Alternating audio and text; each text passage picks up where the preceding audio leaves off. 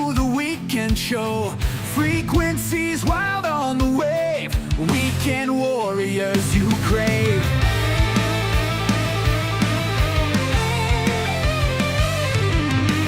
Static crackle, stories fly. Heroes born and never die.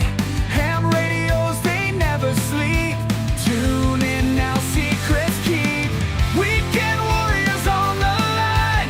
Echoes of a battle sign. From the front lines to your ear, here's your show now, loud and clear.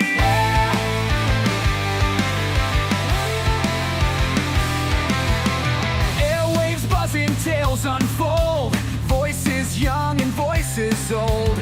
Army, Navy, air and sea. Tune in now, you're riding free.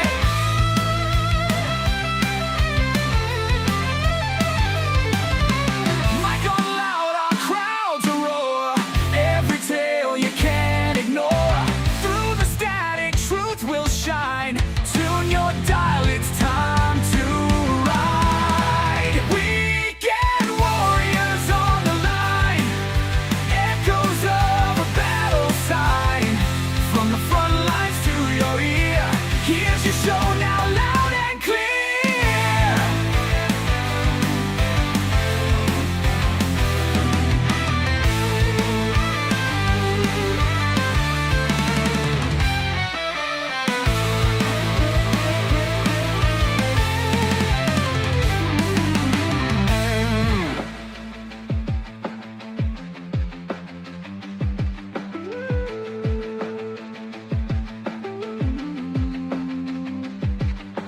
Mic on loud, our crowds roar.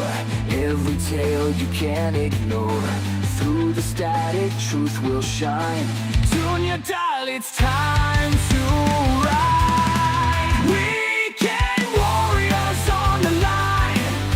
Echoes of a battle sign. From the front lines to your ear, here's your show now, loud and clear.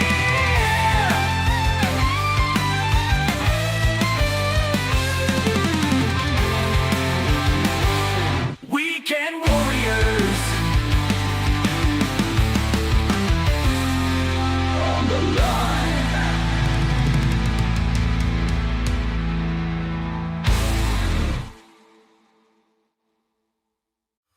Listen up, maggots. This is the Grouch coming at you loud and clear with another edition of the Weekend Warriors podcast. This is the place for real, no bullshit talk on the harsh realities and irreverent humor around military life. So sit the fuck down, strap in, and get ready for a raw, no-holds-barred discussion. This is the Weekend Warriors.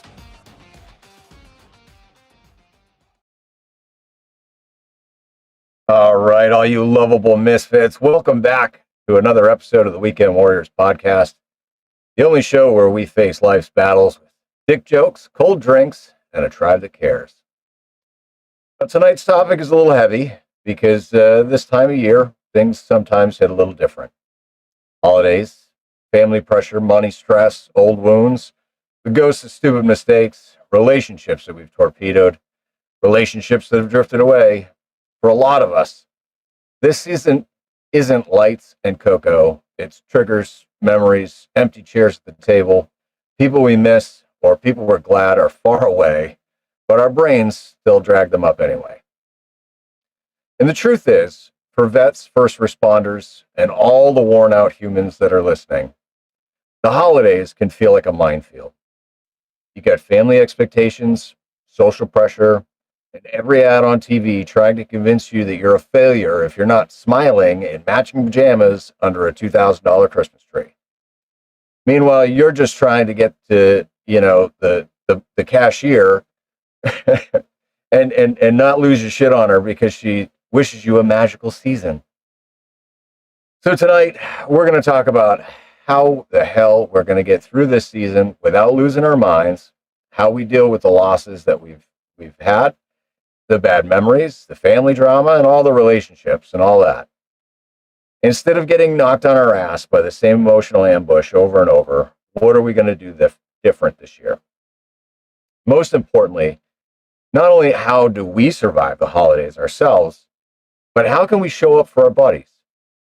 Because this tribe thing that we've been talking about, it matters more now than ever. This is a time where too many people suffer in silence, bills hit hard, loneliness hits harder, and everybody thinks they've got a fake happy just to fit in. So for the next couple hours, we're going to unpack it all, dealing with stress, helping your friends, surviving the family gatherings, and being honest when money's tight, and you're handing out creative gifts instead of that name brand shit. No judgment, no shame, real talk, real stories, real community. Let's get into the show. We got a big panel tonight. Let's see who's not on the stage. There we go. All right, now we got everybody on stage. Hope everybody's doing well. Santa's little gremlin, let's start with you. What's up, guys? I didn't know you were going to start with me. All right. Well, Cody, how you doing? How you doing? No, I'm doing good, man. I'm prepping to leave the sunny California desert and go over to the land of kimchi, right? So I'm gonna turn in all my CIF gear and then enjoy a nice little Christmas and then head off during the New Year's. That's what I'm doing. But last week I got to have a really fun weekend with Thanksgiving and took the family out down to Disneyland, which was quite an experience, man, because I haven't been since I was like 7 years old. So let me tell you that place is blown up, man. Wild experience nowadays. How was it? Did you have a good time? Oh, absolutely. Other than putting on so many miles, man, you walk all over that damn park, dude. My little Tamagotchi Fitbit watch was telling me, like, feed this thing before it dies. You're on mile 12. Like, stop standing in line for 5 hours for the fucking ride you've already had. But yeah, man, I had tons of fun.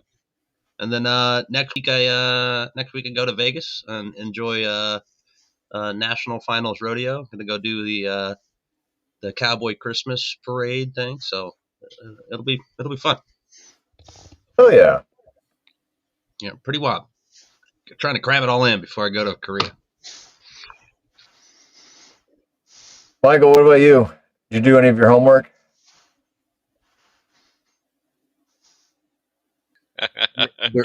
There was homework.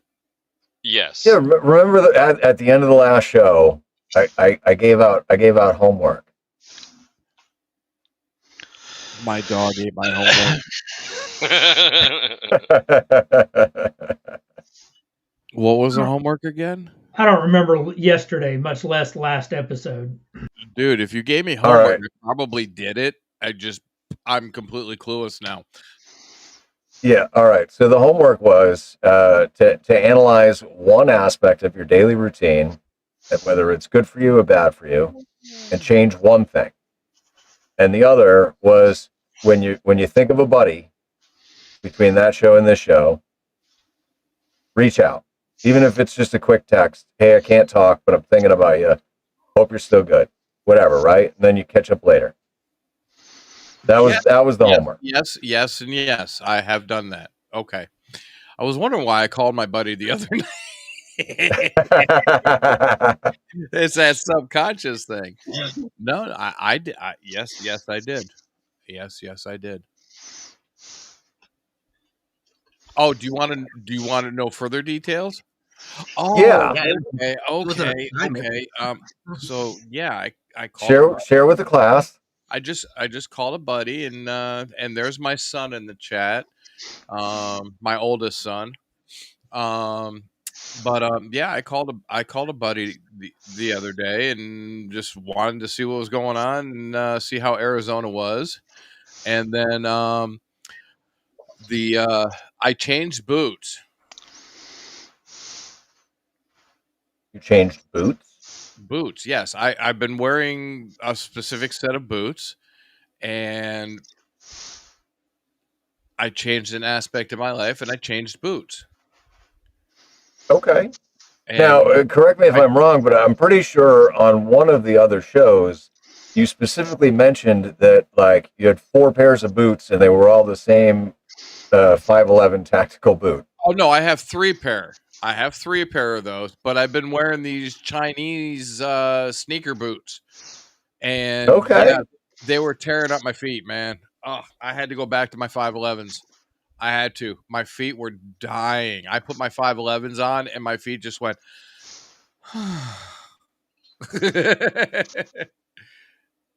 So, All right. we lost 2 dogs and a mother-in-law in the last month. So that was Jesus. another change in aspect of my life this past month. That's a lot of loss, dude. Yeah, it is. We've had both dogs 15 years. So yeah. And then the wife's mom passed, and we didn't even know it. How's that? Yeah. So yeah, that's been a real fun changer too. So So how long ago did she pass that you just found out? March.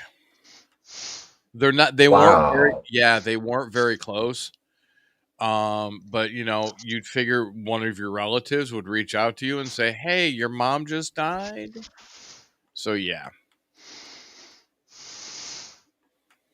Yeah, it's Well, I'll tell you, that's a shitty couple weeks to deal with, man. But it's kind of right on line with the topic. So hopefully this conversation helps you in some way. I'm going out to the truck and grab some beer. All right, Tony, before you dip out, you want to catch us up on how you been? I'm doing good, man. Things with the wife have progressed real good. Awesome. So that I think we're out of the woods as far as that goes. So, but yeah, we're having the house is kind of flickering, so I'm gonna have to bounce where the power supply dies. No worries, man. I appreciate jumping on. Later. Have a good one. How do I sign out? That's the trouble. I just closed the browser out. Grouch, I didn't know that we had homework, man. Well, I wasn't on last time. Yeah, you weren't on last time, and there's only 2 of us here last time besides but Grouch. Inadvertently, I did reach out. I hit up Paul. I hit the Grouch up. And I was like, "Hey, man, I'm sorry, dude. Life and everything getting a hold of me. I missed it." And I sent that goofy goober a video of these dudes jumping out of a plane and a couch, shoved them out of the back, and they were doing fun stuff. That's an awesome video. Yeah. Yeah. That was definitely an awesome video.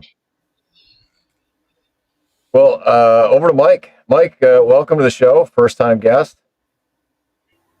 Hey, thanks for having me. How you been? I've been good. So I just BCS'd to Fort Leonard Wood. Over here, going to take an instructor spot. I'm actually in the instructor course right now. So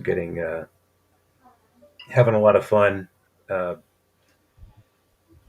shoehorning my ability to communicate with others into the box that the Army wants me to put it in.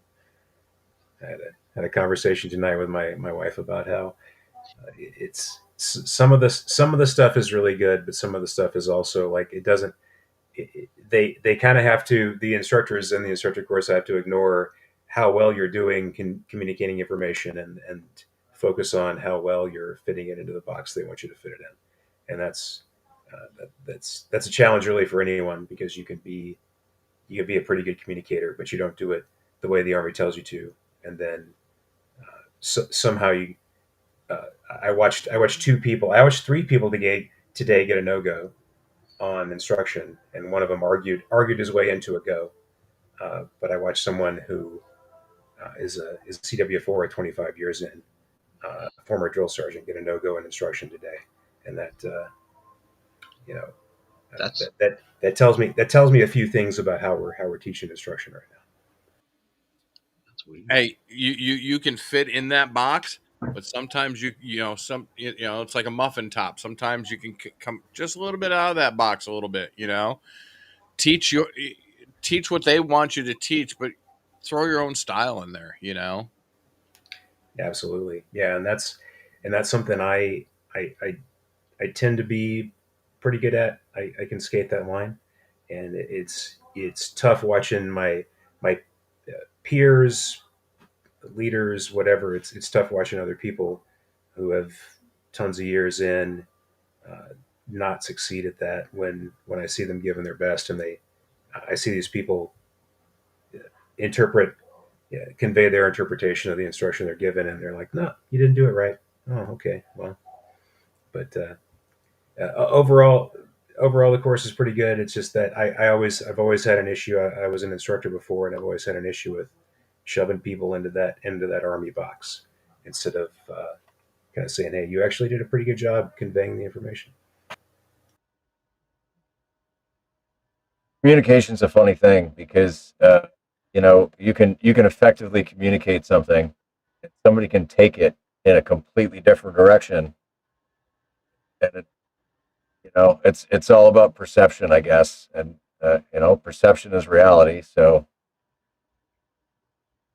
I guess I don't know. Maybe we have to conform somewhat, but still, find the ways to, like Yeah, Michael said, kind of bleed over. absolutely. And the good, the good part is that no one fails this course. So it is kind of I think they do use it as a teaching point, not as an attrition point. So I think we're all gonna make it out next Friday, okay, and go forth and do good things. Uh, so that's a pretty minor point of frustration for me. Otherwise, my wife's gonna go.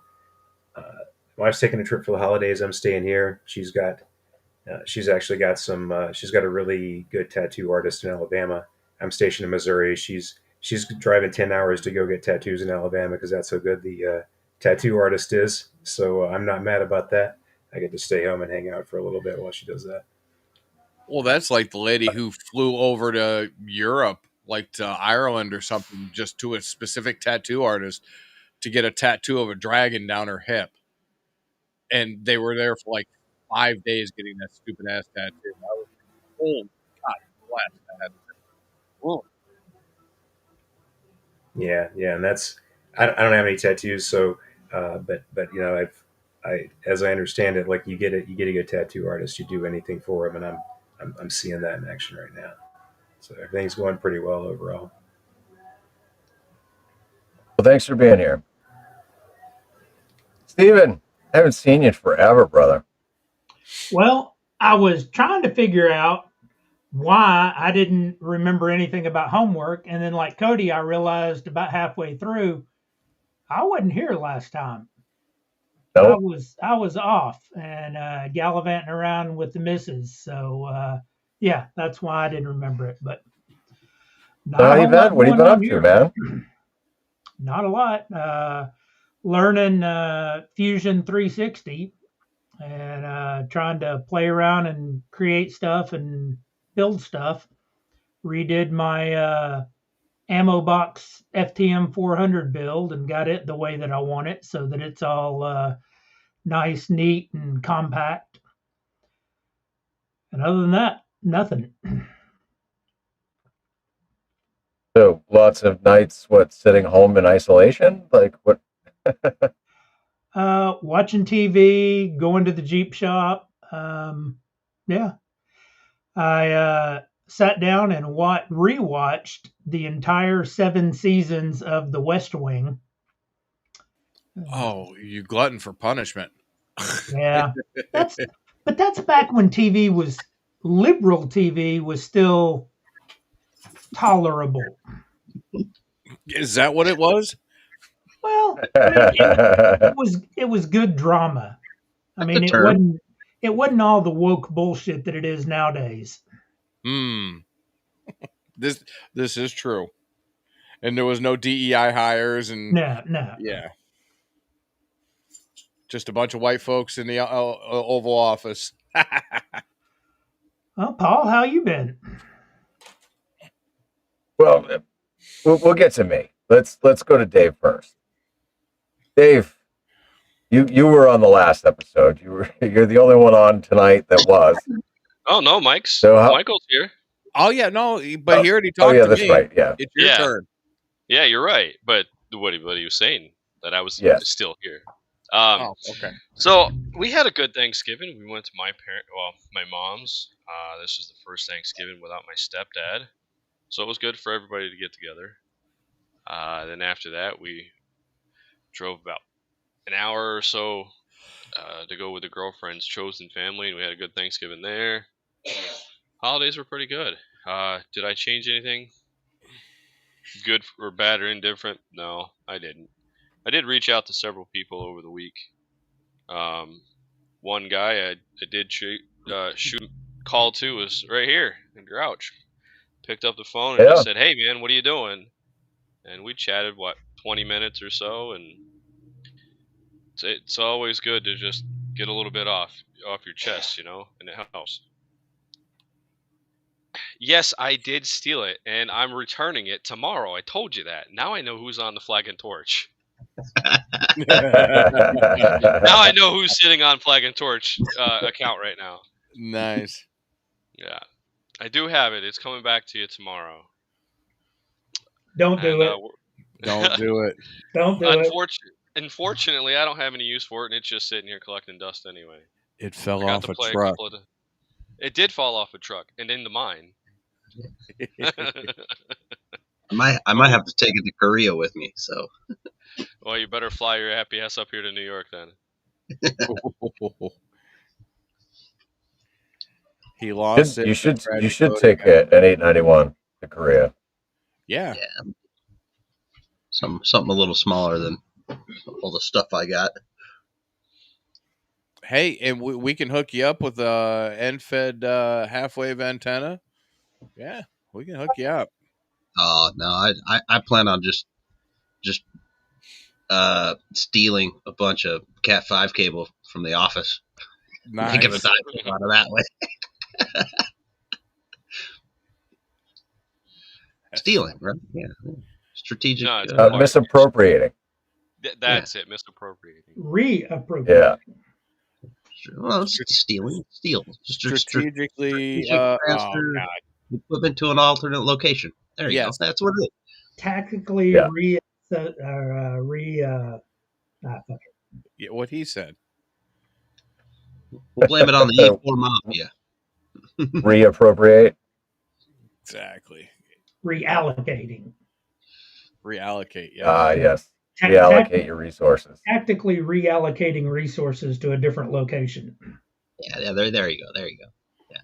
Well, I mean, all of our bosses above levels, above that level, do the same shit. So we can do the same. The motor pool gave it to me. Yeah. Oh Lord. All right. Well, Dave, I'm glad you had a good holiday, and thanks for the call this morning. Because I'll tell you, all right. So, I did my own homework that I assigned, right? Because it wouldn't be right for me to say, oh, okay, everybody's got homework, and I'm just not going to do it. So I changed one thing, right? In that I spent some time socializing. So I've been working in the hangar all week. The drop zone owner has a 94 F350 Super Duty 4-wheel drive that needed new tie rods and sway bars, and he decided that he wanted me to do the ball joints and the wheel bearings. Might as well do the U joints while it's all apart too. And then he bought a light bar for the front, and he wants me to strip the interior and fix the window regulators and tint the windows. And so my list just keeps getting longer. But I've been working in the hangar every day, which has been good. But one of the days, instead of coming straight back to the RV, I knew there was somebody that I'm familiar with that was here, and he was struggling with a vehicle issue. So, you know what? Instead of staying in the RV like I would normally do, I'm gonna walk over, gonna bring him a beer, and just be social. You know, ended up hanging out with him for several hours. Helped him work on his Hummer, and then we took the dogs out into the little fenced-in area, and the dogs ran around, and the dogs got to socialize, um, and then for helping me out, or for helping him out, he asked me to come over for dinner, and so I had dinner with him. It was a great afternoon. It was a good time. I and then yeah, I did reach out to several friends, different people as I thought of them throughout the week. I just sent a quick text. Hey, hope you're well. I may not have responded back to their response until several hours later, but at least in the moment that I was thinking of them, I sent them a message. So it's good to catch up with a few people I haven't talked with in 6 months to over a year.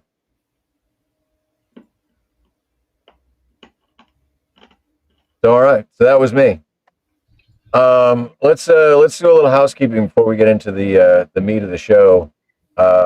Tortoise, thank you for the gifted memberships.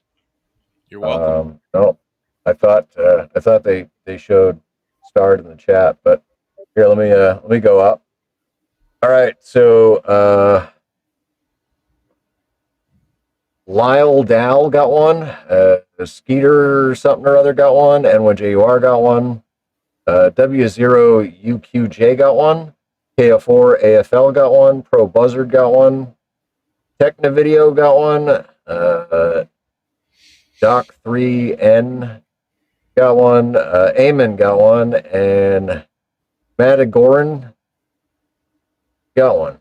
So here we go. 10 new members. So thank you for that. And the 8-month milestone chat. So when you're a channel member, you show up in green in the chat. You get monthly milestones and cool things.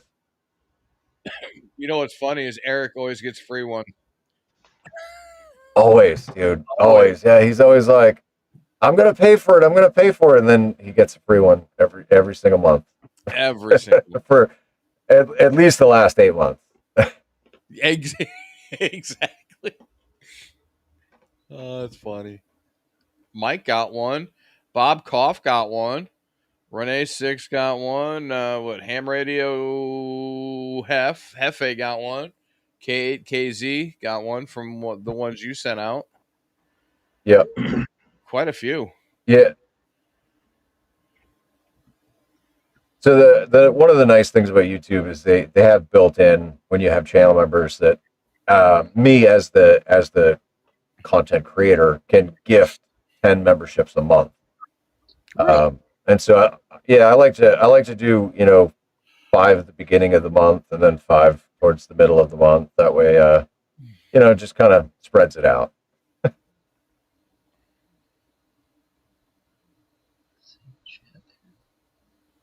All right. So having said all that, and Prep Ham Paul is still channel boss, FYI. Gifted memberships and all that stuff is how you get channel boss. Yeah, there's going to be a channel boss for tonight. Yeah, that should have taken help off him. That didn't take very much. He's at 96.90. He's at $96? No, his health points, 96.90 out of 10,000. Yeah, you go ahead with your little muscles there, Paul. Well, hit him with that Kamakachidan.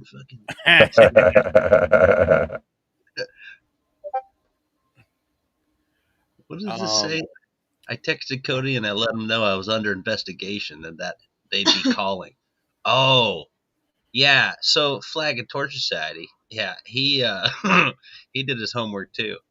Hey, man, The investigator's calling. Tell them that I'm not a fugitive or a terrorist. I was like, okay, I got the assignment. Was he trying to get his green card? No, he's trying to get his security clearance. And of course, Lord. the guy that I'm talking to is like a total fucking dweeb and doesn't understand anything about the military. And I have to explain what this dude's done for like the last 6 or 7 years that I've known him, And I'm like, well, he's in the Army. He got deployed here. He went there, and did this and did that. It's like, only a Army thing the first time. Well, what was he doing in Poland? And I'm like, the fucking Army sent him there. Like, what? I don't know what you're like. Your investigation question's stupid as shit. And they're like, well, does he own any properties in foreign countries? I'm like, if he did, he hasn't told me, and like, we're not making money off of it. Like, come exactly. on. Does he hold a foreign passport? And I was like, if he did, that'd be fucking sweet. We can go north of the border once in a while. Yeah, I was probably not the best person to call for your security clearances. And immediately once I got off the phone with the investigator, I call him back. I call my buddy back, and I was like, "Hey, man,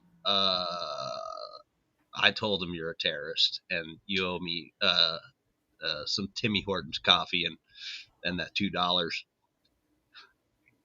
Oh, that's and hilarious. it was nice because he got the reference. I want my $2. Oh yeah, thanks, Bob. Bob, what radio did you win, Bob? Ooh. Jesus, Taurus. You just had to make yourself the boss, huh? I am the boss.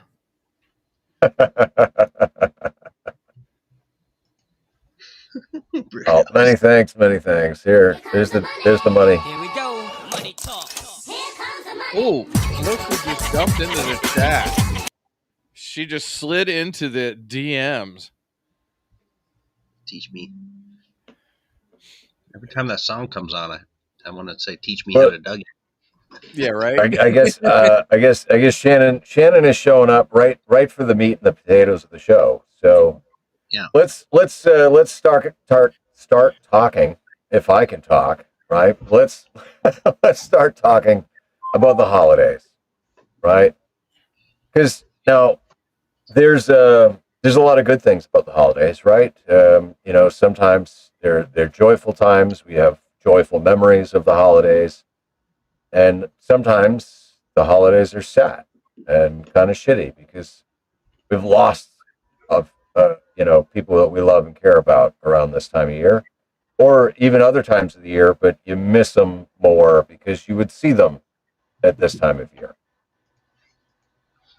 So I figured this would be a good thing to talk about at the start of December, right? We'll give everybody that listens and watches the show a little bit of our feedback on the ups and downs of the holiday season and how we cope with different scenarios, because I guarantee we've all got different scenarios with family dynamics and when and where we've deployed and people we've lost and everything else, right? So I guess the first thing I want to talk about is family expectations, right? So where do you guys think that you you fit in your family's expectations? Well, yeah. Hey, man. Expectations. I think just the way that I've ran my own career over the last 20 years and just my lack of being present, right? That's the unfortunate part about being the expectations, right? There's not much there, right? It's just whenever I either go on leave during holidays or or I just need to be there, right? That's the only expectation, or at least from my immediate family. Just be there, right? Be present, right? That's the baseline, the concrete foundation. Like Now, thank God. are they accepting when you can't be there? I think they're a little disappointed, of course, but I think they're accepting in the fact of the situation usually, right? Like, Yeah, yeah. hey, like Cody's got something to do, man. He's not going to be here Christmas or birthday or this holiday or something like that. So like when you're still active duty, it's tough. That's some hard tribulations on your family or your immediate family, of course, but then your extended family too. I mean, when when you do have the ability to go on leave and go back home or something like that, right? It's really nice to see people. And uh, I think I like to manage my expectations kind of at the same level of like, hey, just be present. It's not some sort of like exorbitant thing that has to happen because that's the short time that we get to see each other as family members when we're active duty, right? So it's not like a pressure to cram a bunch of shit in during that short time frame that you're on leave. It's more like, hey, just fucking, hey, I'm glad you're here, man. All right, let's see how it flows, And I think that's the best way to approach it. Like, really, just don't uh, don't treat your normal holidays like you would with some other type of vacation. That like going on the cruise vacation. That type of like get all your bang for the buck type deal. No, man. You go home, you visit the fucking in-laws, the family, and all that stuff. Just be present and just fucking enjoy each other. Share some stories about what you missed with each other, and then after that, make sure you have a nice glass of scotch and eat whatever fucking food the holiday is providing. But that's one thing about the holidays, right? Is there's always shit ton of food. Just a ton of food. Michael, it looked like you had a thought. What do you think about your family's expectations of you or your expectations of your family during the holidays? My first thought was it better be a single malt Scotch. None of that blended swill. First and Yeah. foremost, I know Cody's got that covered. So I I'm gonna turn on the Wayback Machine and for the really old people who know what that is. But I'm gonna go back to when I was a private and my parents were still around, and I was married from the beginning in the Army, which had a lot of advantages, but it also had the seasonal disadvantage of now I had to accommodate two families for every holiday block leave, and it was pretty easy overall. But I was driving from Fort Drum to Memphis, Tennessee, and so my wife and I. There was a couple of times it was me, my wife, and my ex-wife. I gotta get the terminology correct. So she was my wife at the time. She's no longer my wife. Anyway, I struggle with that. But so so it was me, her, and two cats driving 24 hours to Memphis, Tennessee. So that was a thing in and of itself, and that's a significant emotional event when you're in a second gen Dakota in upstate New York, trying to survive on two-wheel drive all the way down to the south and back. But then you get there, and my parents were pretty good, very very gracious hosts, very easy to deal with, and uh, my ex-wife's parents were pretty good. But then you get enough of my ex-wife's family around, and things start going sideways. And eventually, I learned I'm not drinking tonight. The night we spend with the ex-wife's family, I'm not drinking tonight because I'm the one driving home, and a 100% chance as the night goes on, that percent goes up to 100% that I am going to be the one driving home because something went wrong and my ex-wife wants to leave. And so it goes back to the theme of it's there's expectations you have to meet, There's responsibilities you have to have because you are there are people who want you to be there and want you to celebrate with them and be present in the moment. And then there are other people who are like, I'm done with this moment. We need to leave right now. And I have to be the chauffeur for that person to make sure we get out of there safely and legally. So there's some compound things, and that's really challenging too. This whole thing in the military about like getting one place to another without getting a DUI is a much bigger issue than it should be, and that is, and I was far removed from that. I was hundreds of miles away from an army base, still saying like I have to strategize my movements because someone's going to want me to leave, and I can't drink.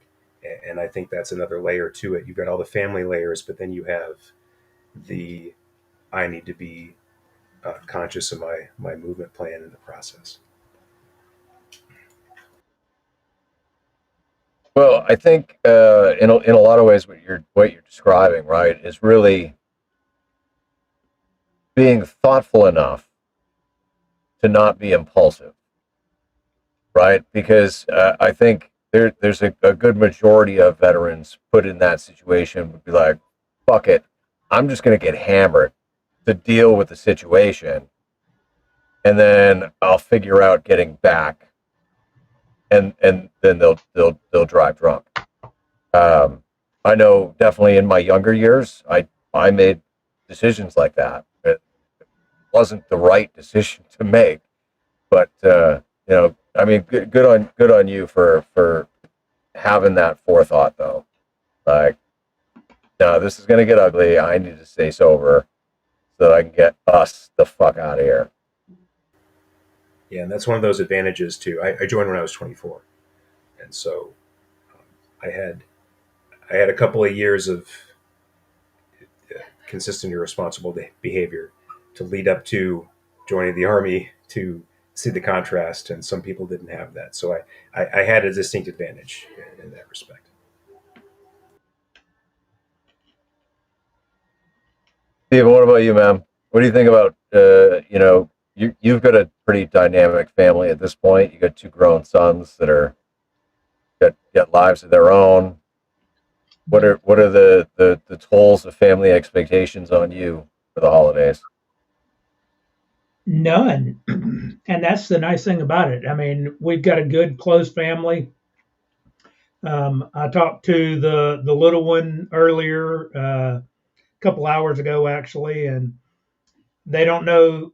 They haven't quite made up the decision as to whether or not they're driving back next weekend. Next weekend is our annual family get together. We stopped doing Christmas presents probably close to 10 years ago.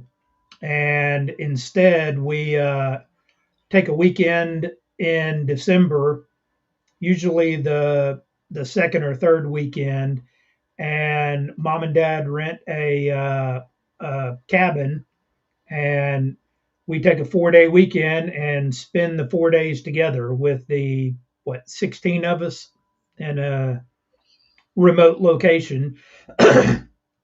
And Ethan said he has to work Friday and Monday, and since he's getting close to terminal leave, he didn't want to burn any more of his time, so they might not be driving back. So I can respect that. I mean, that's Yeah.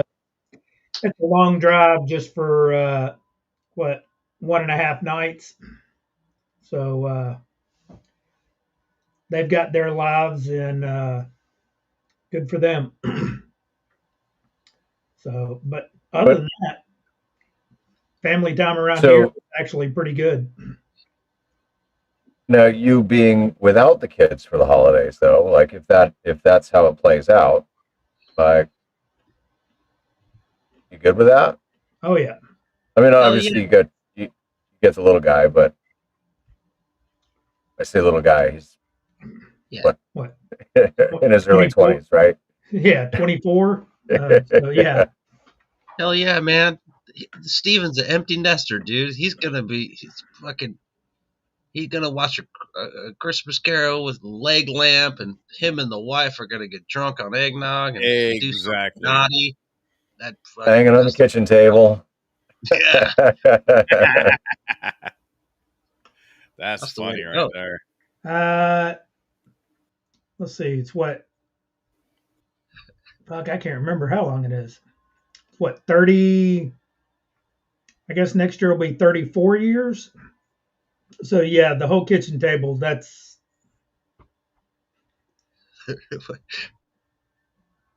I Been don't. there, done that. You don't feel like doing it again. I get you.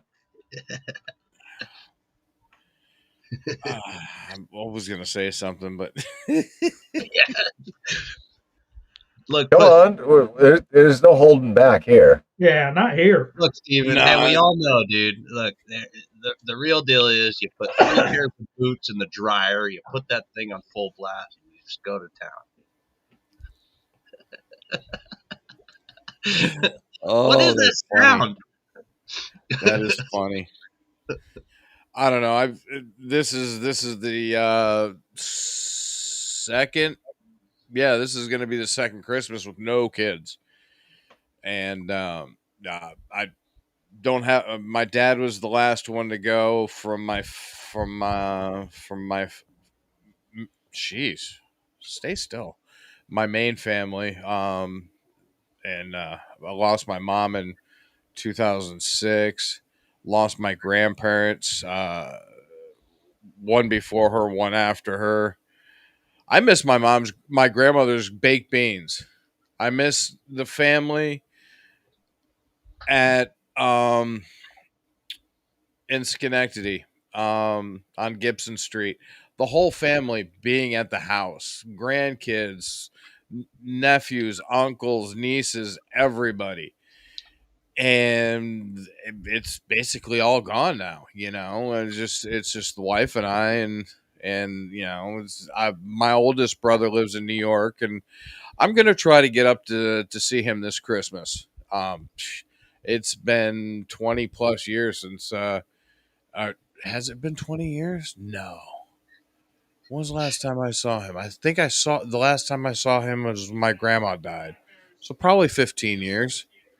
I mean, we talk every now and then, and my uncle Kevin, and my cousins.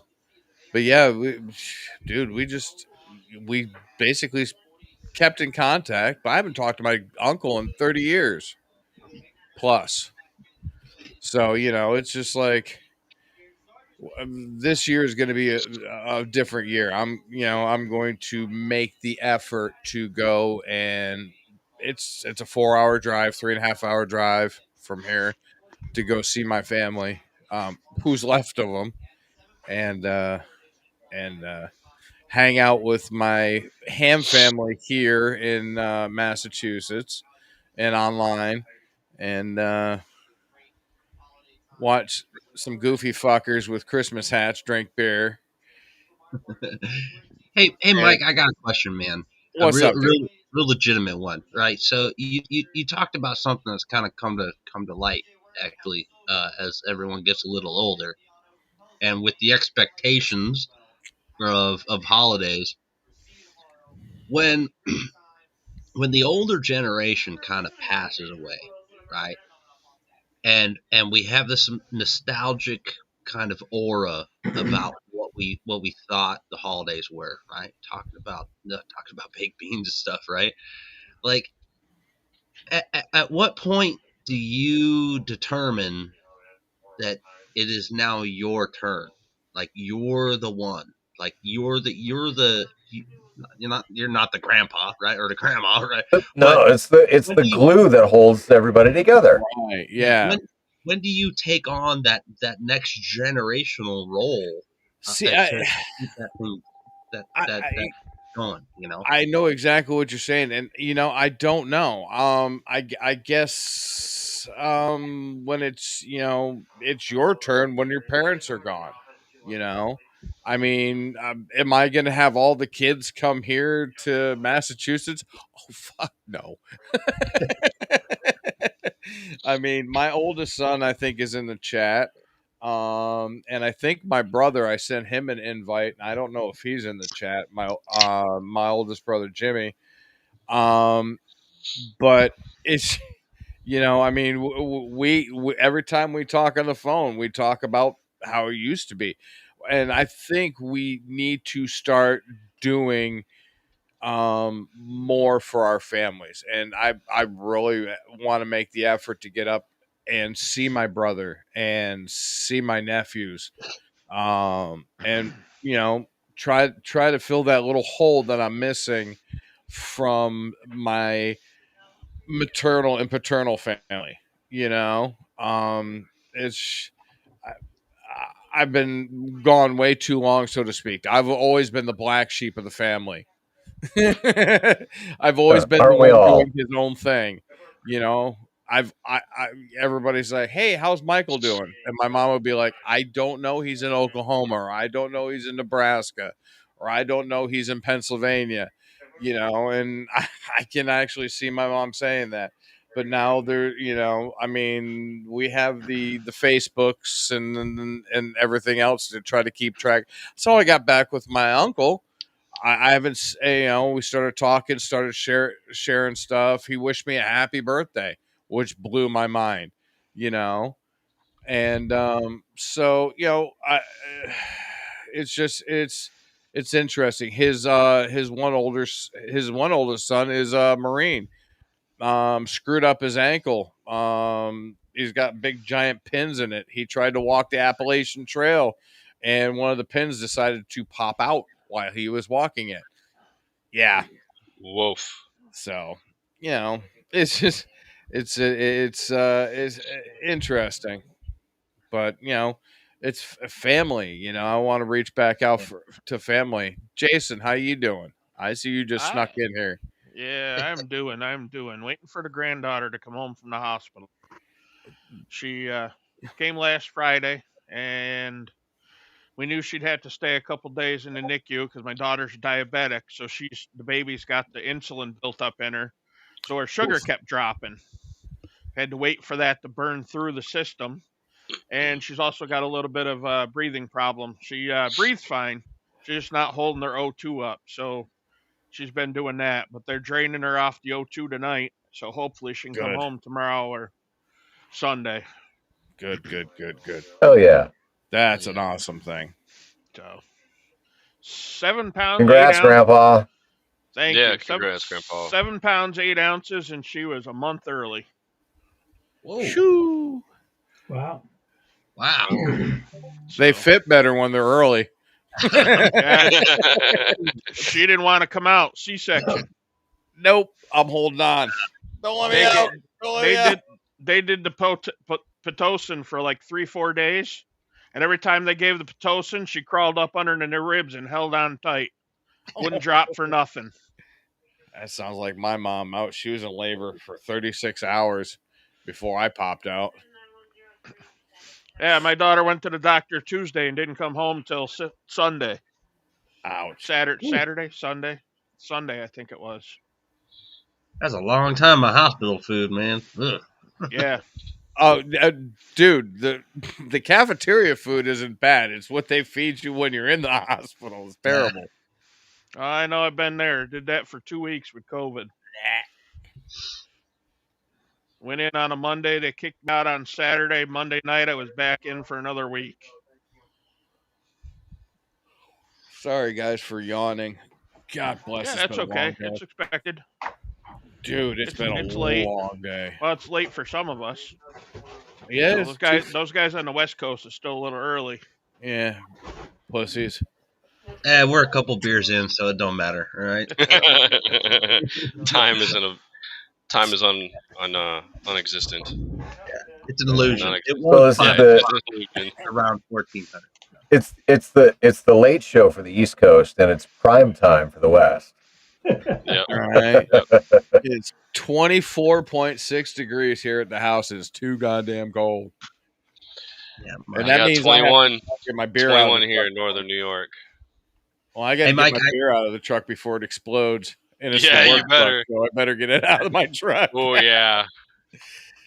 I can't I can't tell I you want what the temperature is here because my weather station took a shit yesterday. to. Oh no. What? Bummer. No It way. read Damn. it read 36 degrees out all day long, and I went out to take the dogs out, and I'm like, it's a lot colder than 36 degrees out here. I went in the house and checked my phone, said it was 19, and I'm like, well, check the batteries. The batteries might be dead. I had to order new batteries, but I don't think they are. I think it took a shit. That sucks. I guess we'll see. It's that cold weather, man. I'm telling you.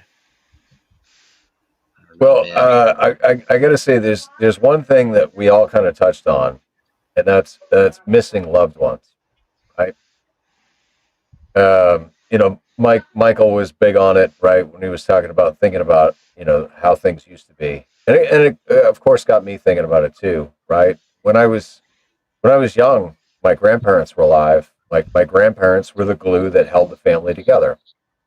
They had 6 kids, and so like each year one of the 6 kids would host, Christmas, and that's where we would all go.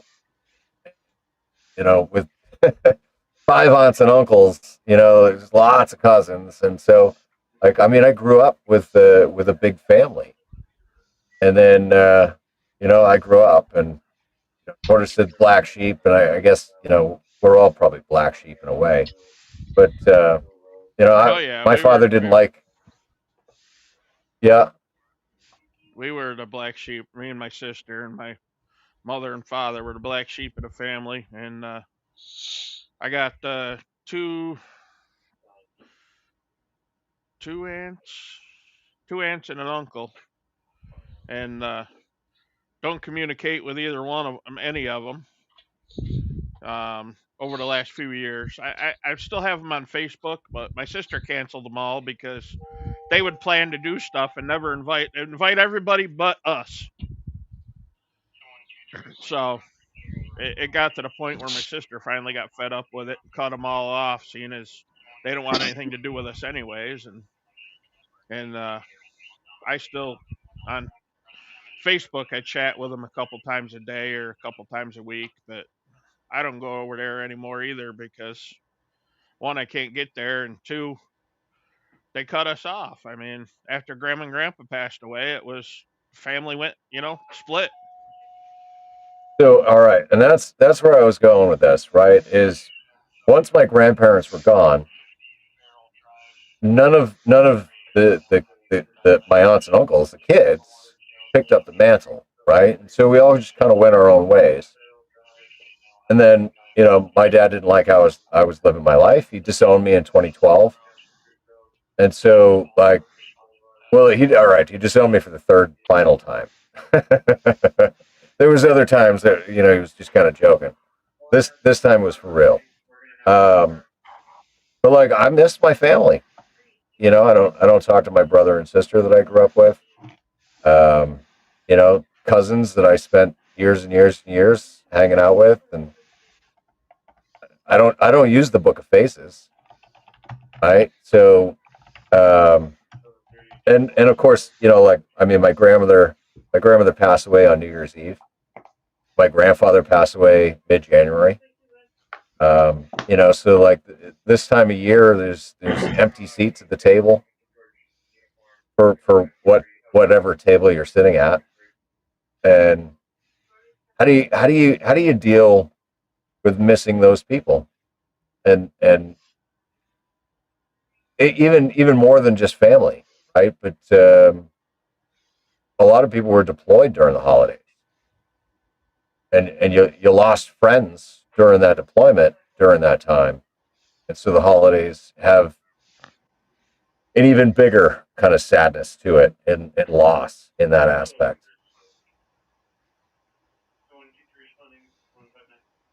Mike, you're deep in thought, man. What are you thinking?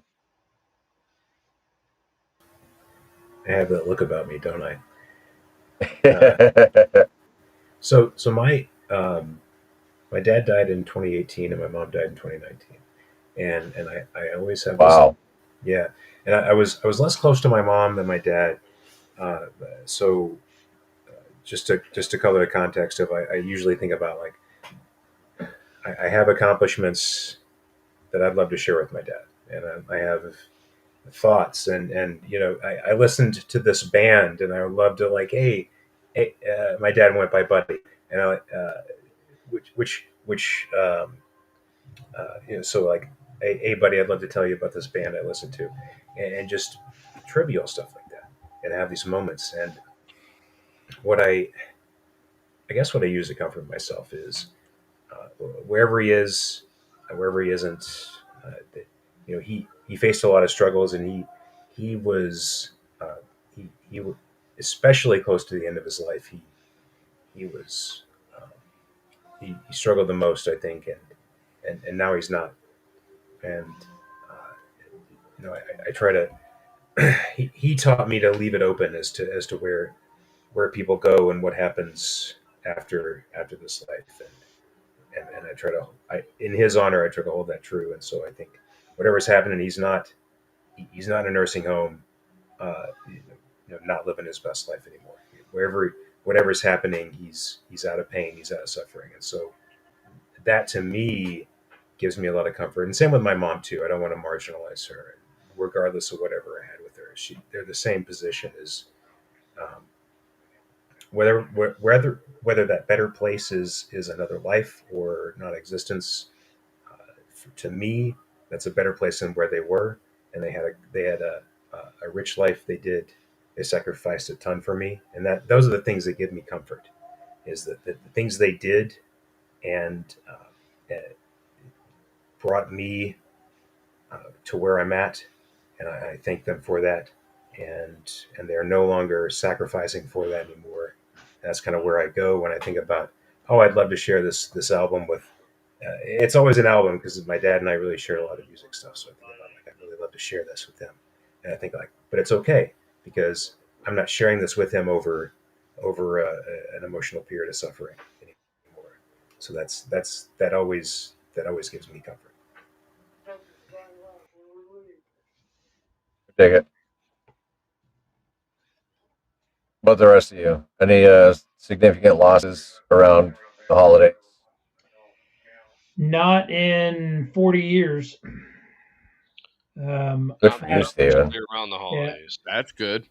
Well, I guess my grandfather passed away probably 20 years ago, but my father-in-law was 30 years ago, and my grandmother was 40 years ago. So it's, yeah, nothing recent. Knock on wood.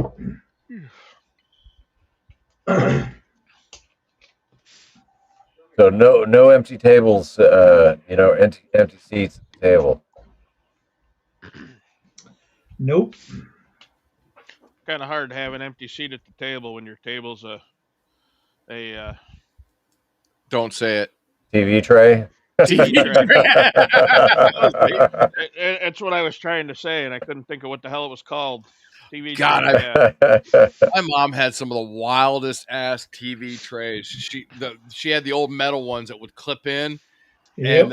and then now the wife's got these foldable ones. I was like, what the hell are we gonna do with those? Well, we're gonna watch TV. I said, bullshit. We're gonna sit on the damn bed. I ain't sitting in front of no damn TV tray.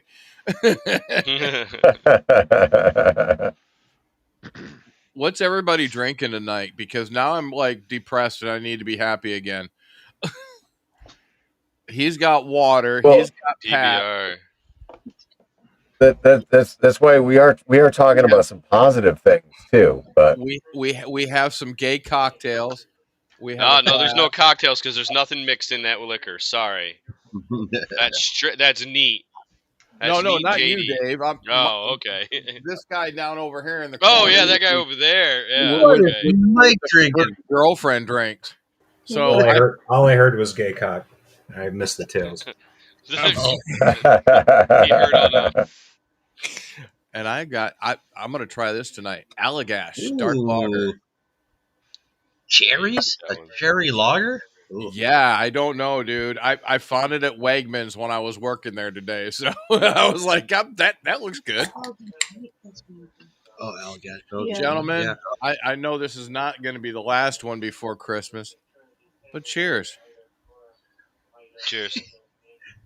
Get your water bottle, Hey, Steve. Get here's your water here's out of that, to Steve. here's to not only surviving the holidays, but Oh, no shit. thriving in the holidays. Yeah, Exactly. absolutely. Skull.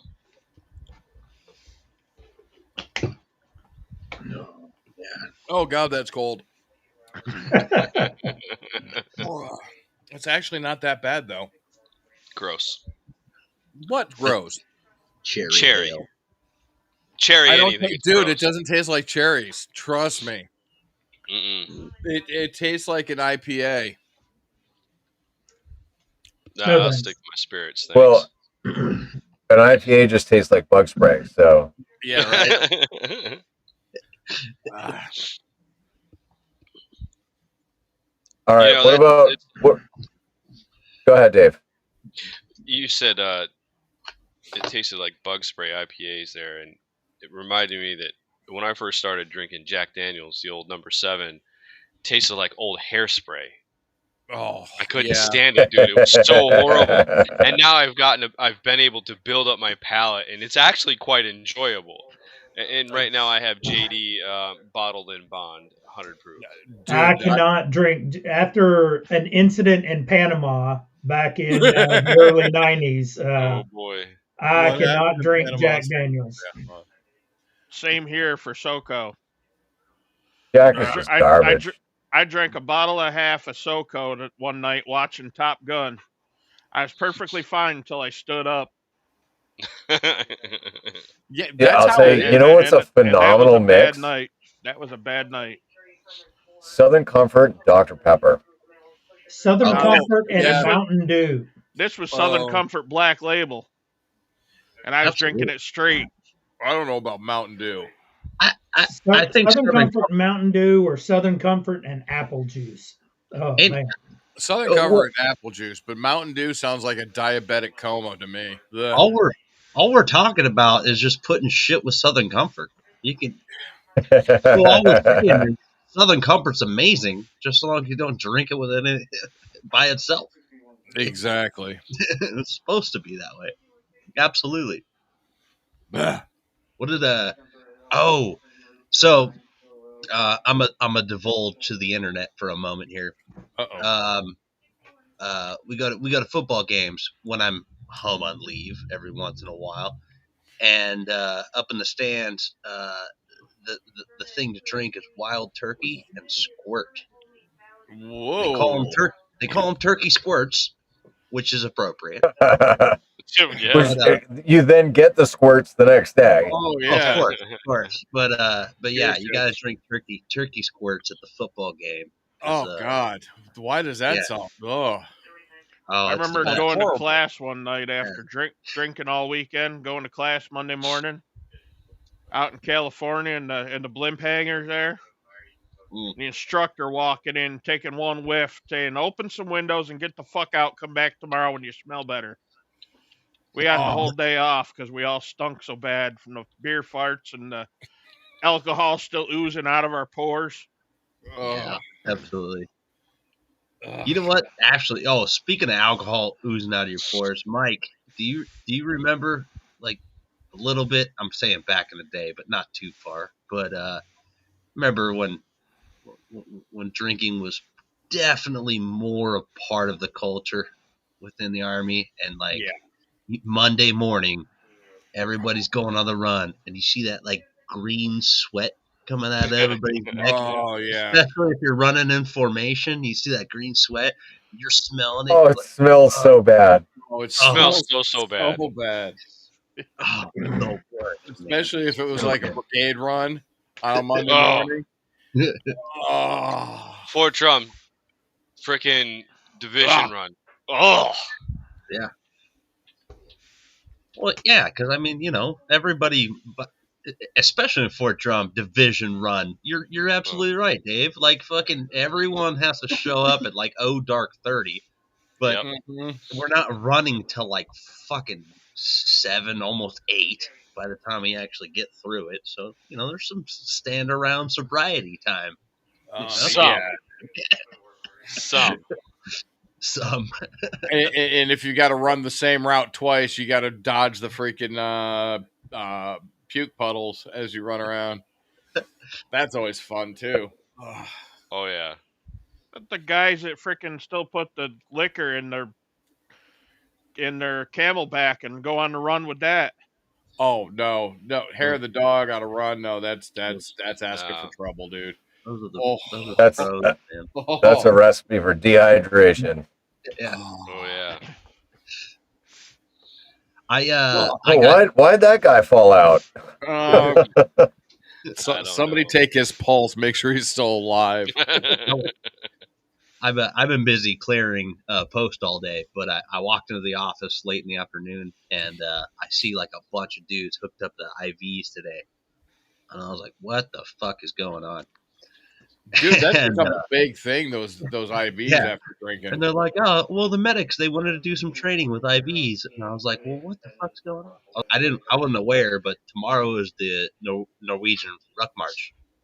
Oh so, no! A lot of people are trying to earn their badge, and I was like, "Dude, win-win. Medics get some IV training, and you get overhydrated. Yeah, we're ready to go. They're gonna be pissing like a racehorse the whole damn run. The whole damn run. Oh, good. They're gonna be running with catheters in. Yeah. The tube hangs out by the bottom of their shoe.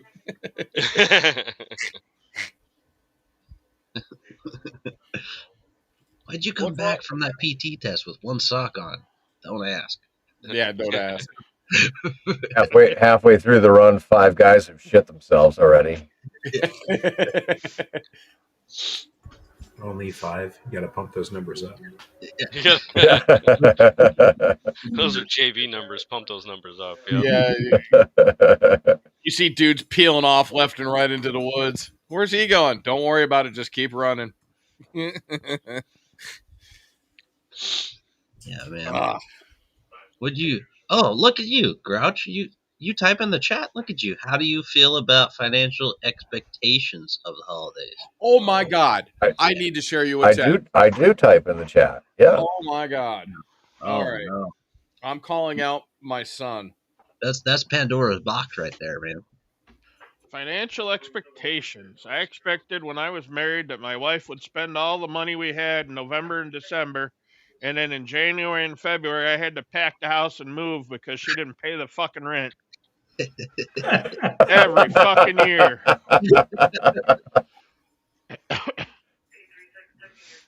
Where the little fucker? Where did he put that? You know what? Actually, okay, I'll tell you what about this. All right, living more of the frugal life. I would say that during the holiday financial stuff, it goes with my theme of like maintaining that baseline. Just be present and do that, right? And I think if you're gonna put down the big bill for having fun and enjoying each other and life and stuff like that, it might not be the Christmas holidays or the winter holidays. It might actually be more like the spring and summer stuff, so I think it should be totally socially acceptable to be like, hey, we got kind of a frugal Christmas, but we're going to have one badass spring break as a family, or you can slide it both ways, wherever you're from too. Right. I mean, of course we all live in different parts of the States and everything. I mean, sometimes the best shit might be during winter. All right. Put down the big bucks in the winter, but yeah, when it comes to financial burdens, financial expectations, I mean, fuck, it's tough to skip Christmases with little ones, little crotch gremlins, but sometimes they if you manage expectations as a parent or even manage your expectations above as to your parents, sometimes it's like, hey, let's just let's have a nice meal, right? and do a little, maybe a white elephant Christmas, and then we're gonna have a badass fucking spring break, or we're gonna have a wild summer or something like that. I may be having to take a trip down there to Florida here shortly, there, Grouch. If I Come on do, down. if I do, I'll give you a call. It'll be to go down and pick my dad up, but I don't know. It won't be soon. I don't think. Depends on how quick he can. He's getting older, and on his last trip up here on the way home, he took a dive in the parking lot at the hotel and skinned his whole face up and everything. Broke his leg. Spent a couple weeks in the hospital, and he hasn't been doing good since. And his Holy his little dog just passed away. She was, I don't know, 15 years old, so she was due. But Jeez. he's decided that because I guess he's fallen a few more times at home. And he's gonna look to getting into the veterans home up here in Norwich.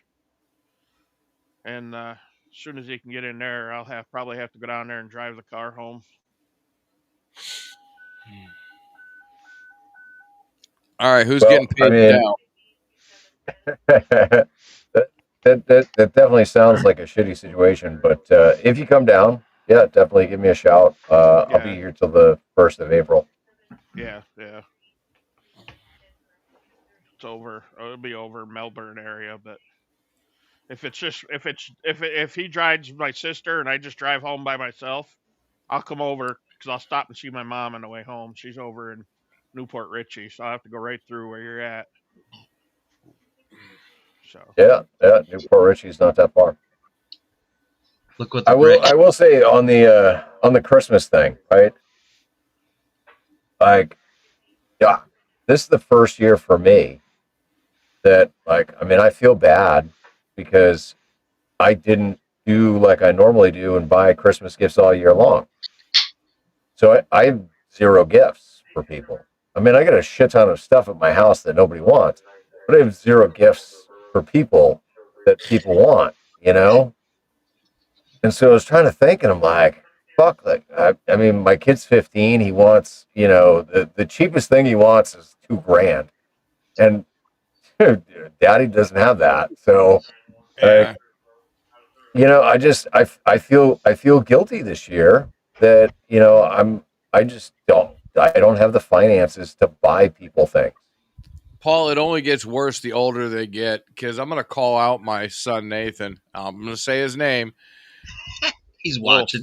Well, no, he's not watching, but the little son bitch sent his mom a text with a list of stuff that they wanted for Christmas, including a house, a motorcycle for his girlfriend, some other shit. And I was like, you know what I'm going to do? I'm going to take your list. And I told the wife, I said, I'm going to buy miniatures. I'm going to buy a little motorcycle, buy a little house. And I'm going to box it all up and I'm going to send it to him and said, see, Train set miniatures. Yeah. put a little effort into it. Make a nice little diorama. Oh, bullshit. I ain't Get putting him no effort into Legos. With a white picket fence and everything. Mike, get Legos. Yeah. Get a Lego house that he's got to put together, and a Lego motorcycle. Yeah. That actually Yes, is there not a you bad go. idea. That's not a, you know what, that I might actually spend a little money on it then. Because Legos aren't cheap. Oh, fuck no. Legos weren't cheap when we were kids. No, they weren't. They're really not cheap now. Holy Oh, no. Lincoln Logs. Have you looked at the price of fucking Lincoln Logs? Oh, Never. it's ridiculous. Oh, And dude. all it is Are they cheap even wood. wood anymore? Yeah. Yeah, they're still wood. They're Are still they? wood. It's got to be Hold the on. only toy left that's still wood. Hold on, boys. We have a Lincoln Log situation here. Uh-oh. You're right. Uh-oh. All of you are right. Lincoln Log, fucking stupid expensive. Well, However, no, actually, you know what? I just looked it up. And their 100th anniversary 111 piece tin is only $50. Only only $50. You can build a really big house, man. No, but here's the deal, right? Like, fucking, they did make them out of plastic for a while, and they still do, right? And then they have wood ones, like real ones, because they're logs. Fuck. I mean, come on. But I'll tell you what, man. Last time I got nostalgic for a moment, I was like, I want to build some Lincoln log shit with my kids, and I was like, uh-oh, I can't find my set. I better fucking buy a new one. Nope, never again. I'd rather go out back and fucking. I'd rather buy a brand new bandsaw and make my own fucking Lincoln logs nowadays. Right. Get one of those little Japanese saws and cut out the yeah. Absolutely. That shit's wild. But you're right though. I mean, even the wood form of the original Lego being Lincoln logs and then Lego and everything else between. Fucking toys always cost money, man. Toys are fucking wild. My boys just turned 12 and 13. I don't know. Pick which one, whatever. These well, so they're at that transitional period between like lots of baby toys and plastics and these little, figurines, shit like that. Right? All the doodads, the McDonald's. They're getting interested in the big boy toys. Yeah, right. Well, I mean, they're old enough now. Buy them a rifle and take them out to the range. I know, right?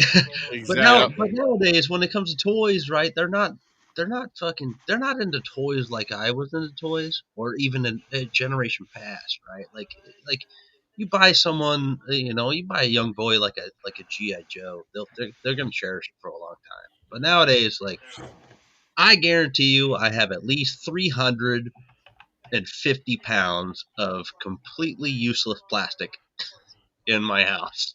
And it's like, it's got to go. It's got to. I wish I could bequeath it onto some other younger generational thing, but sometimes it's destined for the landfill, man. It's got to go. Dude, that's just like Transformers. When we were kids, Transformers were metal. Now, and I remember buying one for my son for Christmas, and he had the damn thing broken 5 minutes. I said, "What the hell did you do?" And then he showed it to me. I said, "It's just plastic and screws." I was like, "What the hell is this, dude?" I was disappointed in the manufacturer of the toys now. I mean, I inherited my brother's 12-inch GI Joes, and I took care of those. Absolutely. Tonka. Oh yeah, tons of Tonka They're toys. all plastic now. Mine was metal. Yeah. Yep. You know why they changed them to plastic? Because of Darwin. That's why. Yeah, absolutely. Because kids like me would take their Tonka fire truck and their Tonka dump truck and smash them into each other. No, we were taking our Tonka dump trucks and riding them down hills, dude. Oh yeah, that too. That too, yeah. My uncle had a sled that he left with my grandparents. It was in the basement, and it was one of those runner sleds that you could steer. Yeah. And my grandparents looked at my mom and said, "Oh yeah, he can ride it." And my mom was completely deathly afraid of that thing. And yeah, I took in Schenectady. Where is it? Oh, what the hell was that hill? There's a big giant snow hill in Schenectady, Central Park in Schenectady, and there was two hills. There was a little kiddie hill, and then is what they call Devil's Hill, and it went straight down to the pond. And I tell you what, yeah, that was fun. God, I miss the days of real snow. And the kids the night before would take 5-gallon buckets of water and throw it down the hill. Oh, absolutely. Those are the, I think that specific instance, right? Those are the traditions that should always manifest into the next generation, right? Well, it's just nowadays parents are so freaking worried about their kids losing their front teeth. I was like, no, you just grab them and pull them back forward like I did. Look, Sid's sitting here right now, right? She's like, "Fuck that! Like, let them break bones, man. Fuck it. Exactly. Let them learn. It's gonna happen." Let the You know kids what? Speaking learn. of breaking bones, you don't ever see kids in fucking casts nowadays. No. Weren't we just having that conversation last night? That's because What? all they do is sit with a screen in their hand. They don't move. Exactly. Nobody Yep. goes the Yeah. fuck outside. Yeah. They're not Yeah. climbing trees and doing dumb shit, building ramps for their bikes. Yeah. They're playing with I cameras. was talking with my daughter the other day. I says, when Scarlett gets older, she's doing BBJ and hockey. There you go. Well, I was looking at on Facebook Marketplace some of the bikes that I used to have, like Mongoose and Haro and stuff. They're like $1,500, $2,000 on Facebook Marketplace. Yeah. I was Those like, are- "Are you kidding me?" If I still had my bikes that my dad threw out when I went into the army, I had bike frames and bike parts. I probably had 20 BMX bikes in my basement, just parts from trading and building and everything else. And boy, I was pissed when I found out he threw them all out. But damn it, I was even more pissed middle of this year when I went to go find one of my nostalgic bikes and went, "You got to be shitting me!" Yeah, man. They're Ah, selling. They're That are big wheels. Yeah. Well, I think the biggest thing that when it comes to those, like those bikes, those old Huffies and stuff like that, Aros and stuff, is that it's a very nostalgic thing, right? It's not like, because bike technology has gotten way better than what the fuck those things were back in the day. But of course, it's like nostalgic, you know. It's like watching those fucking, what is it? Make 'em, right? The car auction. Mika Auto Auctions, yeah. Right. And you're like, you used to watch like really old cool Mustangs and Corvettes and like old Lincolns and stuff come across the And then line. you're like, fuck, I used to own that same car. Yeah, Nowadays, exactly. right? Somebody's got a 95 Tahoe with a nice paint job. Dude, nobody's driving across a 1992 Chevy Cavalier two-door with manual transmission across that fucking stage. Nobody. Absolutely. But would I like to have a 1992 Chevy Cavalier two-door with a manual transmission? Hell yes. Yeah, That was a fun-ass car when I was in I'd the love to Army. have my '88 Cavalier Z24 back. Yeah, that was definitely a redneck car. Chevy Cavalier. You're right, dude. But I think there's the dude. You know what? Absolutely. All right. Okay. To keep with the theme, I think expectations of the holidays, on the cusp of normality and nostalgia. I think it's important that if we're gonna pass down traditions, we must pass down the most important part, is how to live life to its fullest. So, if you're out there buying fucking toys and shit for your kids and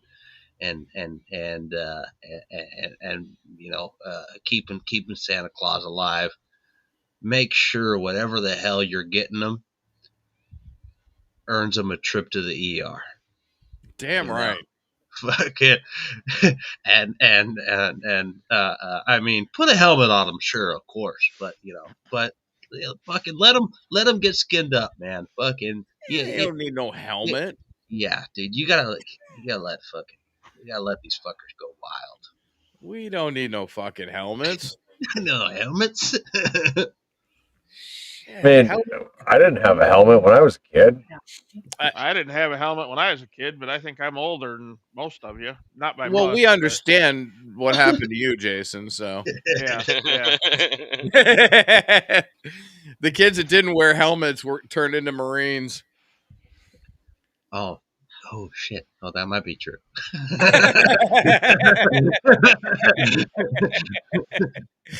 How many trees did you fall out of? How many bike wrecks did you have?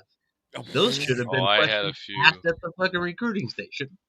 Yeah.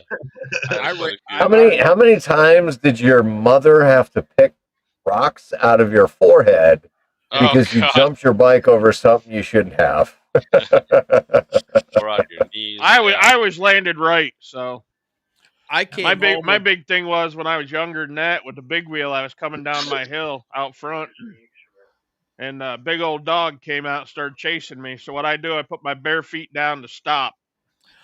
Oh, I spent the next 3 hours sitting on the kitchen counter with an ant at each foot, picking the stones out of my feet.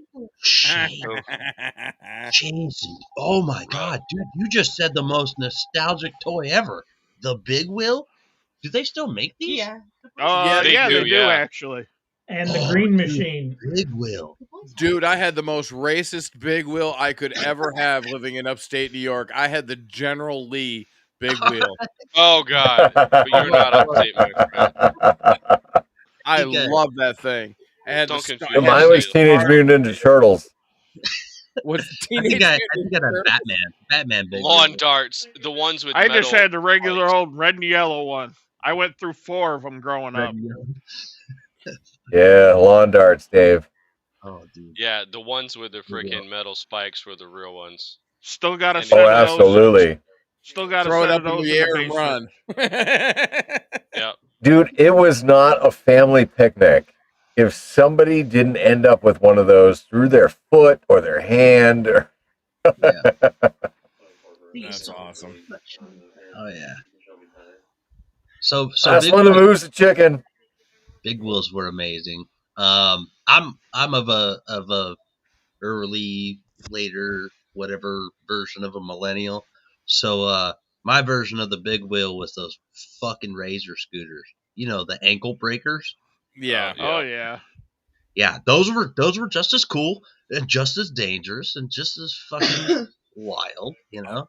A buddy of mine had a green machine. Do you guys remember the green machine? Oh yeah. Oh Vaguely. God, that thing was evil incarnate. Come down the hill, crank that handle, and you're like, whoa, spitting down the freaking hill. Holy shit. There's a company out there that makes a all steel frame with a little freaking Harley motor on it. It's a big wheel. Oh, they got the electric And- ones and like they- that and- now too. And they take the rear wheels and they put plastic pipe around them so they spin. PVC. Yep. That's They can insane. do all sorts of drift donuts trike. and shit with them. What's Oh, that? see? They call it a drift trike. Yeah, the drift trikes. Yeah, they got the yeah. hub motor in the front, and and the plastic wheels. Yeah, that does not look like fun to me. Not at this age. Does I it rode shake one enough wheel. to give the full Harley experience? What's that, Mike? Now, does it shake enough to give the full Harley experience? I don't know. It might. I don't We're know. talking you're- about those drift cars, right? Yeah, my those little 4-year-old drift grandson. bikes. He's got this little drift car, and dude, he's nuts. Just sit there with it, so he spins in a freaking circle, dude. I watched him out there, and that's just the way he drives, and then he'll straighten it out and go the other direction and go somewhere else, dude. Oh, it was the crazy carts. crazy cart. That's it. Oh, Same those look concept, like fun. dude. I watched him Yeah. and just sit there and spin, dude. It was so freaking awesome. He had a no care in the world, man. Oh,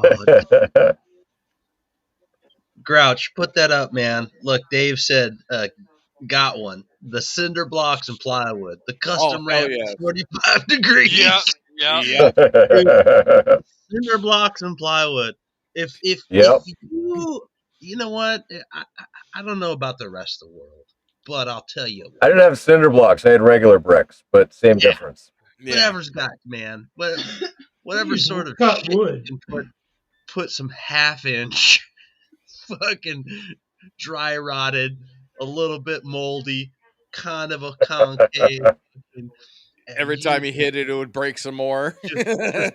full Yeah. send it, full send on that bad boy, man. That's the way you gotta go. And then you'd have your buddy lay down next to the bricks. Oh yeah. You'd be like, dude, I'll just jump right over you.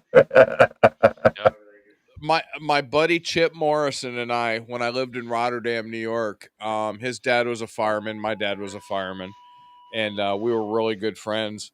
And he said, "Dude, can you help me? Can you help me go get a ramp that I bought for my buddy?" And I kind of looked at him. I'm like, "Sure. What do we need?" He goes, "Grab your skateboard. Let's go." So we skated over to his house, and he gave him like $30. The thing was 6 foot tall. I shit you not. It was a quarter pipe. And we put it on the two skateboard decks and rolled it the half mile back to his house, set it up in his front yard, and we were riding it like a regular quarter pipe. But then one of our buddies had the brilliant idea. He goes, "Dude, I'm just gonna send it." He sent it right into my buddy's bushes. He almost oh, we had a Hey, blast.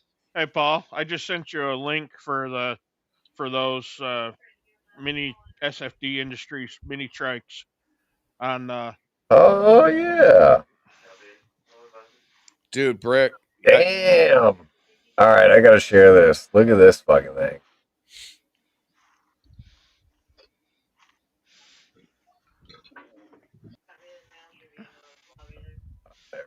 Do. Holy Jesus. Dude, This Whoa. friggin' thing. look at That is sick. That bike that. is thick. and this same company made them in the style of a big wheel too. Wow. I dude. don't Only know if they, $4,500. I don't know if they Only still make them. 4,500 bucks. Well, if you buy one, I'll buy one. I think Dude, I can't afford that shit. I have new Christmas expectations. Holy shit! I just Well, need guys, a I've Cool got as to run. hell. 5 Who's gonna a.m. run? I got to run. Bye, Gotta get up Dave. and practice in the morning. So, gonna go out All and right, slam some Dave, bikes have and fun with the boys. Thanks for being here. take care, boys. Bye, Dave. Bye, Dave. Dude, that tricycle kind of makes me want to buy a helmet. Hey, if $4,500. if you want to I have know if you want to have fun and get yourself a one wheel, dude, an XR Plus, or try it on a pint first, one wheel pint, dude. They are Dude, I so see people riding those all over the drop zone. I You're love I it. tried one. crazy. Well, you remember at the Near Fest, I hopped on that one and was riding it around. The dude just looked at me. He goes, "You know how to ride one?" I said, "Yeah, I've had one for 2 years. Those are so All right, much." Steve, I'm going to go to your house and I'm going to play with yours. And if it's good, I'll buy it off you. What, I the don't one know, wheel? man. Steve, you got a one wheel? Yeah. Not me. I tried one. No, I thought you said you had one. No, Michael didn't he? Mike, you got one? Who He's said just they had staring at one? the camera. Mike, you got one? Somebody said I have one. Who I said don't you know. I thought Michael. I thought Tortoise did. I did. I had one. I sold it Okay. because my fat ass. But I can get on one and ride it. I love riding the damn things. If I had the money, I'd probably buy another one. They're so much fun. I don't. All right. So is it kind of like riding a skateboard? It's Really? exactly like riding a skateboard, dude. You lean forward, lean back, lean left, and lean right to steer. So it's No, more. a skateboard has four wheels and it's easy to Here balance we on. go. This thing is one, and Oh Jesus! You know, just because you look like a hippo on a fucking beach ball, dude. The one wheels are fun, man. I belong to the one wheel club, and I still get emails from some of the one wheel part manufacturers, and they're like, "Do you still ride?" I'm like, "No." But I turned around and sold my one wheel for $1,200, and I bought it brand new. Wow. They do have some residual value to them. I don't know, man. I think that's one less wheel than I'm comfortable with. Oh, it's a big wheel. I don't know. Something about my brain just tells me like if I'm on one wheel, I'm on a unicycle, and that's a skill, a tangible one to learn. After that, Well, and for $1,200, I'm definitely not getting one. No, you can find them cheaper on Facebook Marketplace. I'm banned from Facebook Marketplace. Oh, that's yeah, right. yeah, Grouch is not allowed. A one wheel pint X, brand new is $1,000, 18-mile range. Yeah, the Grouch is not able to actually put in for any classified ads in the newspaper in like 14 states. So You can get the pints for around Man, from $500 on Marketplace. it's definitely not for that though. It's tough being so offensive, you know. It's banned from Craigslist. As you see by my shirt, it's tough being so offensive. I don't give a fuck. He's banned from Backpage. Oh shit! I remember back. Oh, never mind. There's not a single 900 number that'll pick up his call. Right. One does not discuss Backpage. One can't handle the way though for sure, dude. I don't know, man. These you know what? Okay, let me go back. All right, Grouch, you're back to the original thought of dealing with the financial obligations of Christmas. Yeah, absolutely. No, it's all of it, the all encompassing. That's we went down the rabbit hole. Yeah, but we did. It's all right. No, but expectations for the holidays, Christmas because I'm wearing Santa's hat, right? Or Hanukkah or Kwanzaa or all of the Oz, right? I'm not. Don't get me started on. Never mind. Do what you do, but man, I think call me uber nostalgic, but I think you have to maintain traditions. I think that's the expectation overall. The all encompassing is that maintain the traditions. That's the expectation. So what I was trying to lead to Mike earlier was like, hey man, once that generation passes away, like who's important to take over and make the next, we all come at your house this year, or you do this year. I think that is the underlying issue is like, hey, like, who the fuck are we gonna get fat and crash on the couch at this year?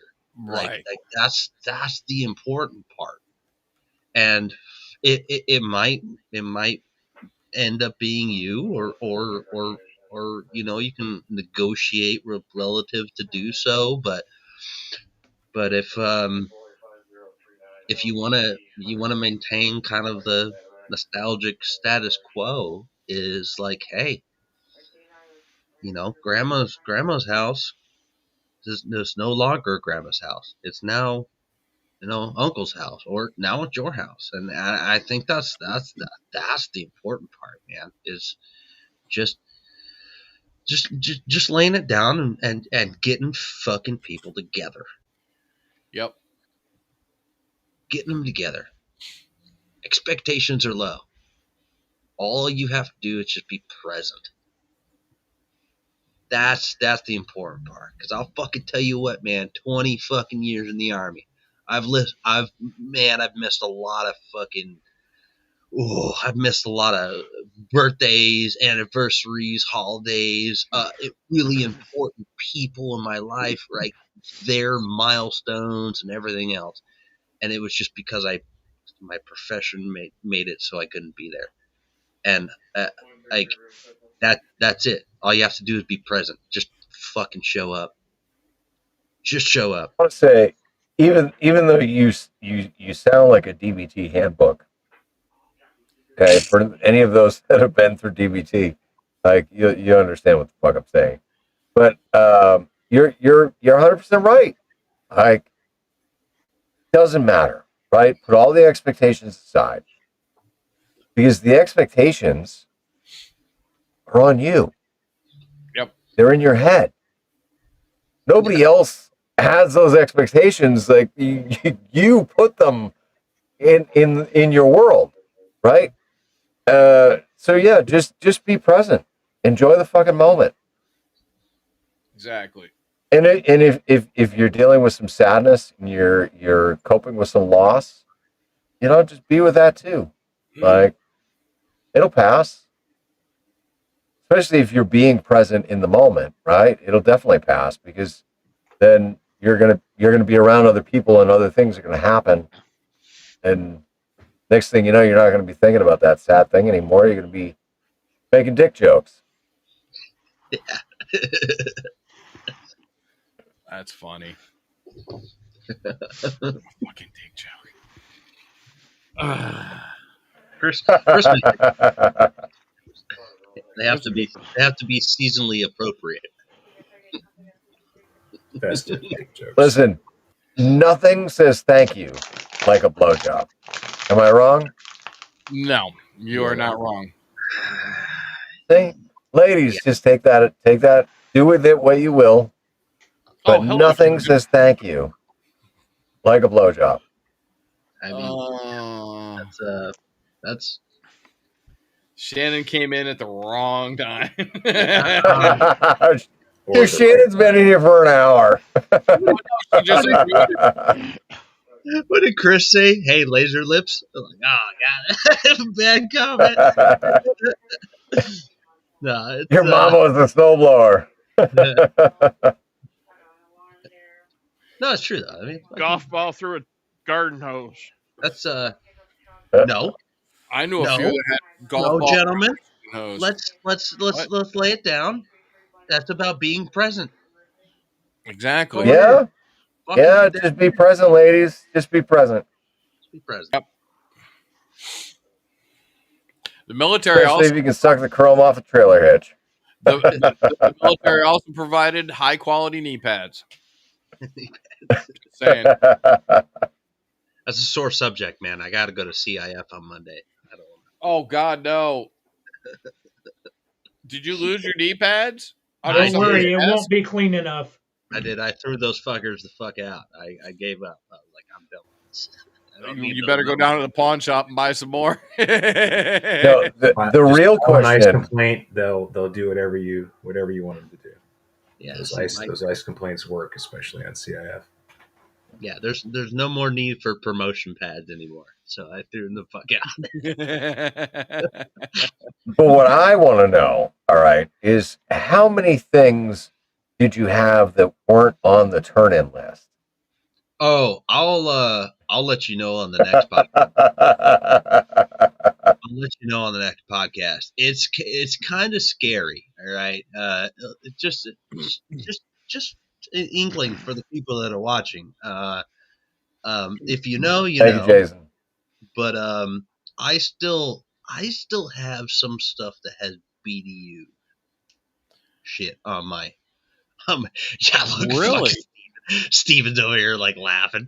Yeah, holy I still have stuff that's BDU pattern on my clothing record and all that shit. Wow. So Here we go. Yeah. Hey, you didn't play that for me, Parker. Yes, I did. Did you? I didn't hear it. Yeah. All right, maybe I missed it. Oh, Bingo donated $5 for my retirement fund for when I have to go to CIF at the end. So next week's podcast will be, what did Cody forget at for a CIF, and how much can we donate to help him pay his CIF bill? Look, I'll tell you what. Look at the I was going national through some stuff in the attic the other day and looking for my SRB and my medical records and stuff, and my flight my flight logbook and stuff, and I found something I probably shouldn't have. No, it's not going to blow up. It's a book. Oh, I had But some of the TMs. It's a NATOPS book. Oh, okay. Yeah. Ooh. NATOPS Oh. manual for a classified aircraft. Dude, put it on the shelf, man. Put it on Craigslist, man. See how much money you can get. I'm a big collector. No, you know those fancy little helicopters that have the white tops that land on the White House lawn? Oh yeah. Yeah, it's one of those. Yeah. Shh. Shh. Allegedly. Allegedly. Yeah, allegedly. Yeah. Allegedly. That wasn't a manual for a Sea King or something, right? Ooh. For a while now, I've been a collector of older TMs and manuals, FMs, all that stuff, man. And I've come across some really cool ones, man. Like they're phasing it. They're phasing it out. So in another year or so, you know, when they get all them new helicopters in there won't be any need for it. Yeah, I had Tell them why you can. That eye. But yeah, man, I'd come across quite a few good ones, right? Nuclear operations. You know, that's the title. 1971, right? It's like that's cool. 40. It's like 45 pages, but it's really cool. You know, nice little bounding and all stuff, good paper and stuff. Improvised explosives from like 1989. That was a great one. I'm pretty sure that particular manual was the one that created like the anarchist cookbook. You know, that great. Just some cool old, just sweet little manuals that were things. You know, there is a 3-ring binder at my local sheriff's office in custody someplace in the of where they collect stuff of people that are we had a guy that blew up a corner building and apartment building, blew up the corner of it, and when they arrested him and he came to prison there, just to start his time before he went to state prison, he brought his 3-ring notebook with him, and they had to take it away from him because he was a old Vietnam vet.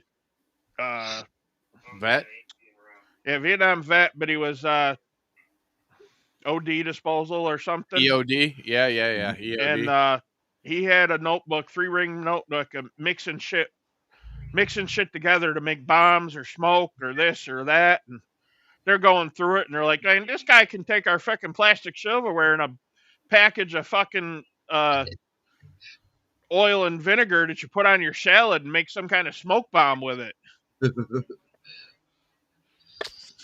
those are the cool ones, man. Don't fuck with the old men. That's all. Yeah. That's all I'm saying. Because you don't know what. There's nothing wrong with having that knowledge. Nope. Well, if you're making up your Christmas list, I'm partial to really old school manuals, especially the ones that Jason's talking about.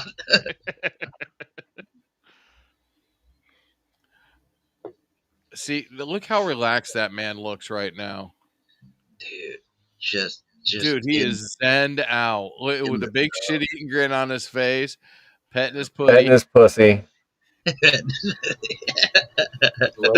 Just stroking that pussy. My retirement plan. And a calico one at that. Look at that. Just gonna sit here and stroke my pussy. See, she now come up until you guys start talking about blowjobs. So whoa. What happens in the office stays in the office. That's fine. Make sure you turn your camera off when we're done with this podcast. Okay, it's not me this time. Who's playing music in the background? Somebody. That was Grouch. Had to be Grouch. Yeah. Grouch is playing. No? Wow. Well, we all I am know not playing music. We all know when Jason's fire department gets dispatched, so I turned it off so you wouldn't hear it tonight. But the other one that you heard was actually a poll for state troopers. Oh, for shit's sake. Somebody said something about it earlier, hearing the tones, but it was just the siren tone for dispatch looking to see where the state troopers were for that division.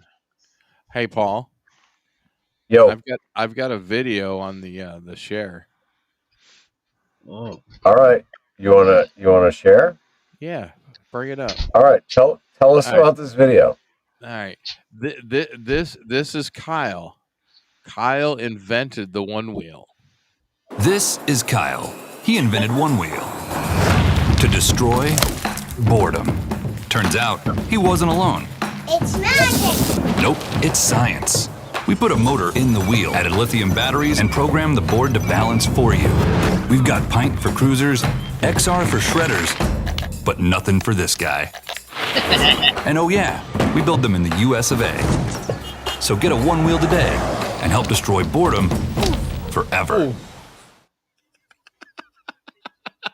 Did you guys have I mean that definitely makes me want to get one. Dude, they're so much fun. I'm telling you. And you're But I still can't justify the fucking price tag. Dude, hit Facebook Marketplace. I get it. I just said I'm banned from Marketplace. You can't ever use it again. All right, how about this? I'll find you one, and I'll you don't want a pint. Pints are pussies. You want like an XR Plus, and an XR Plus. Oh yeah, that's right. I keep forgetting. XR Plus is 18 to 25 mile range. Dude, they're phenomenal. You charge it once and you'll be running it around the freaking around the airport all week, dude.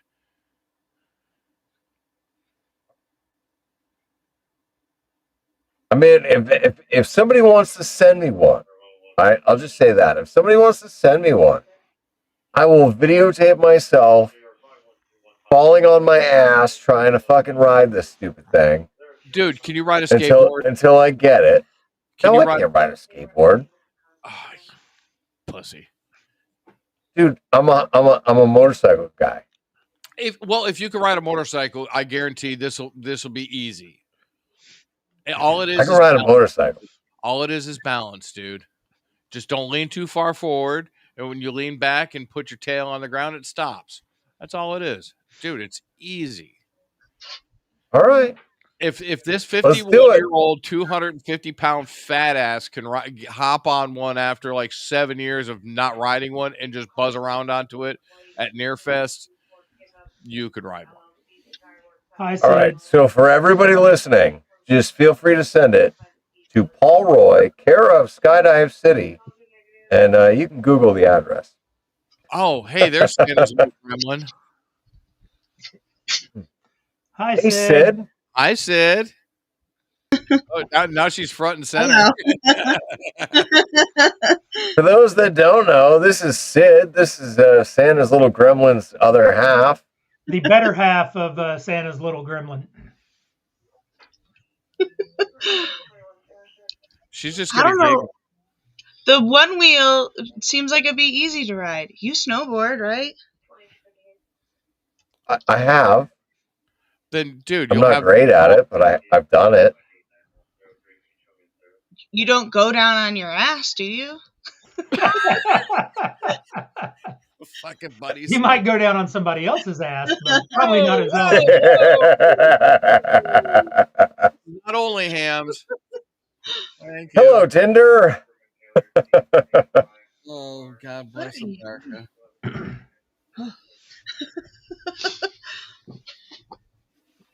All right, so let's shift the conversation a little bit more positive, right? Making sure that you are good through the holidays. I think, number one, we need to set boundaries for ourselves. Yes. Set realistic expectations for ourselves. right? Instead of thinking that everybody else is expecting the world of us, right? Let's kind of try and shift that focus a little bit to now the world is only expecting what I'm expecting of myself, right? Because in all reality, nobody is expecting any more of you than what you think they are expecting. And even then, you're probably still thinking they're expecting more than what they actually are.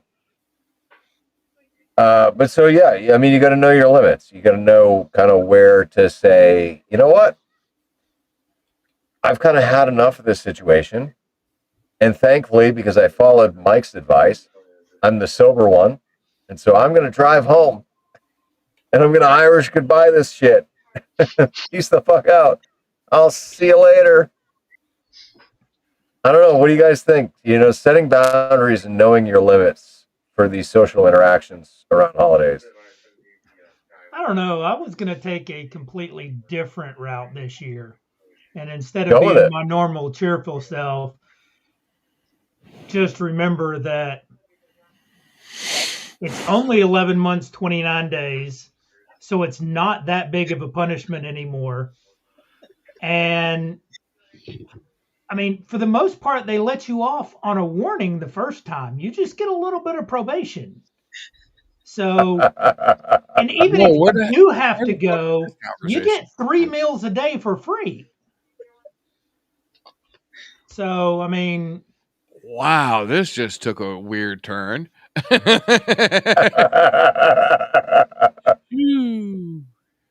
I mean, you're not wrong. I've watched numerous videos of people getting arrested where they're like, I don't give a fuck. Like, I get 3 meals.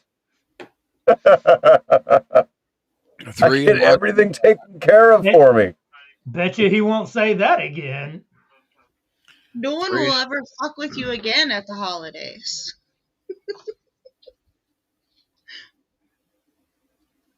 All right. Don't be that guy. Don't be the guy that gets arrested. Yeah, don't. Yeah. On this week's podcast, Safety Brief. Yeah. Just remember, don't add to the population. Don't subtract from the population. Don't get arrested. And if you do, don't name do not call anyone in your chain of command. Don't beat your dog. Oh, please don't call your chain of command. Oh yeah, definitely don't beat your dog. No. Or Sergeant Cody will be there. This is my chain of command, and I'm definitely calling her. Come pick me up. Is PR bail still $35? All right. We shall issue gift cards for an Uber. Yeah, listen. All right. This is a good point. There's a good point, right? So if you made the poor decision to drink through the fucking awkwardness of the socialization that you are forced to endure during the holiday season, do not be the dumbass that makes the decision, I'm fine to drive. No. Uber, get a cab, fucking something. Like, there are so many different resources out there these days to get your ass from point A to point B. Don't be that person. Because there's going to be some squirrely fucker sitting on the side of the road that didn't get to go home that's going to look for an excuse to take you away. Oh, and if you get cuffed and stuffed on a holiday weekend, guess what? You're not seeing a judge till fucking Tuesday. Exactly. I'm gonna make a offer. Ask us how we know. You ain't got to worry about that in New York. They don't cuff and stuff anybody. They cuff you and they let you go. Yeah. It don't make a difference what you do. All right. So for everybody outside of New York, that's not a and slogan. California. Oh, God bless. And I'm gonna make a. I'm gonna call it every warrant officer in the military right now. But if you're in a unit that has warrant officers, even if you've never talked to that warrant before, and you find yourself, and for some reason you're able to contact that warrant officer in a bad situation, that's the person you want to talk to. I guarantee that person will help you out and not tell the commander. Dude, Chiefs rock. I don't care Well, what. yeah, because Chief's Chiefs gonna rock. show up to the fucking police station with his fucking coffee cup and be like, "Let him out, bitch," and they just have to listen. Like we know. Yeah. Yeah. What do they? I got 21 years in. What are you gonna do? Fire me? I'll help you out. I remember AIT. I had a drill sergeant, and her husband was a CW2 or CW3, and it was always hilarious when he would walk up and she'd have to salute him because she had to put on the proper air to her privates. Oh my god, that was hilarious. And we would all just sit there. We'd salute him and giggle because she'd have to salute him too. So warrants everywhere. If a bunch of privates come up to you the day before block leave and ask for your phone number, that's my fault, and I'm not sorry. Hey, you shouldn't be, and you shouldn't be. Get your chief's phone number. If I knew that so early in my career that I could just call chief instead of first sergeant, oh, dude, I would have been in so much less trouble.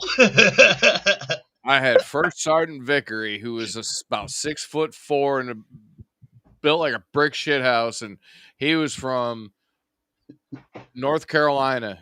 And God bless, he was a trip. Ugh. Private Lathwood, those are the ugliest fucking shoes I've ever seen. But God damn, you run like the wind. I had a pair of Reeboks that were like fluorescent yellow and red. Run, Forrest, run.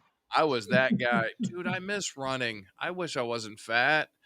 I wish my legs didn't hurt. I wish my back didn't hurt. I wish I didn't smoke.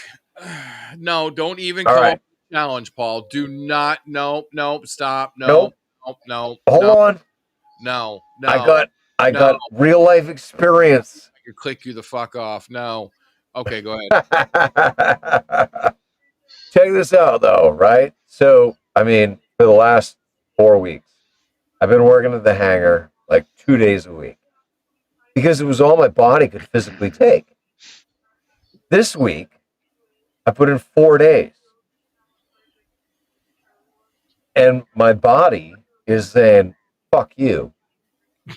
But on the plus side, I know that on Monday morning, when I go back into the hangar, be just a little bit stronger than I was this week. Mm-hmm. Because I suffered through that pain. Pain is weakness leaving the body. Oh, for fuck's sake. Christ, you're changing break on a fucking board. I have that issue. I get pain and then I get weakness and then it leaves my body and I fall down. Yeah, and then you spend 2 days with a heating pad in your back, and you're going, fuck, this sucks. Yep. Dude, I swear to God, I walk 6 to 8 miles a week just with my job. And yeah, this is still here. My knees still hurt. No. 6 to 8 miles a week? What? Fuck you, dude. I just did Disneyland. I did 13 miles in a day. Well, that was by choice, sir. That was your retarded fault. Never again. It wasn't that bad. It's true. Never. He wanted a one wheel or a wheelchair when he was done. Trust me, I know. You should have rented one of those scooters. Oh, there you go. There's so many people on rented scooters. But he needs the hat with the 2 cups and the straw. Yeah. Oh yeah. I will say, listen, there have been years where my pain levels were higher than they should have been. And we were down in Florida around this time of year, and so I get free tickets to SeaWorld. Thank you, Folds of Honor, for free tickets to SeaWorld. I absolutely love SeaWorld. But I would go to the fucking cripple desk and I would say, hey, listen, I'm a disabled veteran. Can I get one of your fucking scooter things? And I'd ride the fucking scooter thing around the park. Dude, and I get front line fucking passing. I get to go around everybody at the lines. Oh, you fucking dude, that shit was meant. And you embarrass the shit out of your kids, right? Oh, I don't care. Oh, I don't care. Icing on the cake, dude. Icing on the cake. Yeah. You can be as embarrassed as you want. We're going to the front of the fucking line. Dude, you want to go to SeaWorld, all you have to do is go to one of the Rhode Island beaches in the summer. You'd be all the SeaWorld. It's all the beach whale you can take. Beached whales, beached seals, and yeah. I'm not talking about the marine life either. Yeah, no, it's like going to Hampton Beach in mid-July. Right. For those that know New Hampshire, all right, Hampton Beach is the beach, but it is so ghetto and trashy. It's the only coastline that New Hampshire has, and it's like 5 miles long. New Hampshire's actually got a lot of coastline. It's just not a lot of good beaches. No, it doesn't. Don't lie. It's only yes, got it like does. 5 miles between Maine and Massachusetts. Which is a good number of miles, but most of it's rocky. You know, like you go up to Ordeon Point, right? Ordeon's fucking beautiful, but it's all rocky. Yeah. Where's that big? It's almost like the Pacific Northwest. That big right? Pacific Northwest. There's no beaches. That big outdoor store, the big hunting and fishing store right there on the border. Bass Pro Shops. Bass Pro Shop. No, it wasn't a Bass Pro Shop. It was a private. Kittery Trading Post. Yeah, that's it. Yeah, in Kittery. I went there when I was up there at the airfield and stuff with the president when I was up there. Oh, up at Pease, yeah. Yeah, Kittery from Pease is like what, 20 minutes? Yeah, that, and we got kicked off the sub base that's up there. And Kennebunkport, Maine. Kennebunk. Well, Kennebunk is the fucking tourist trap. Well, yeah, especially when the Bushes were up there. This was with Clinton. Oh, dude, don't get started on Clinton. The number of times that motherfucker visited Epstein Island.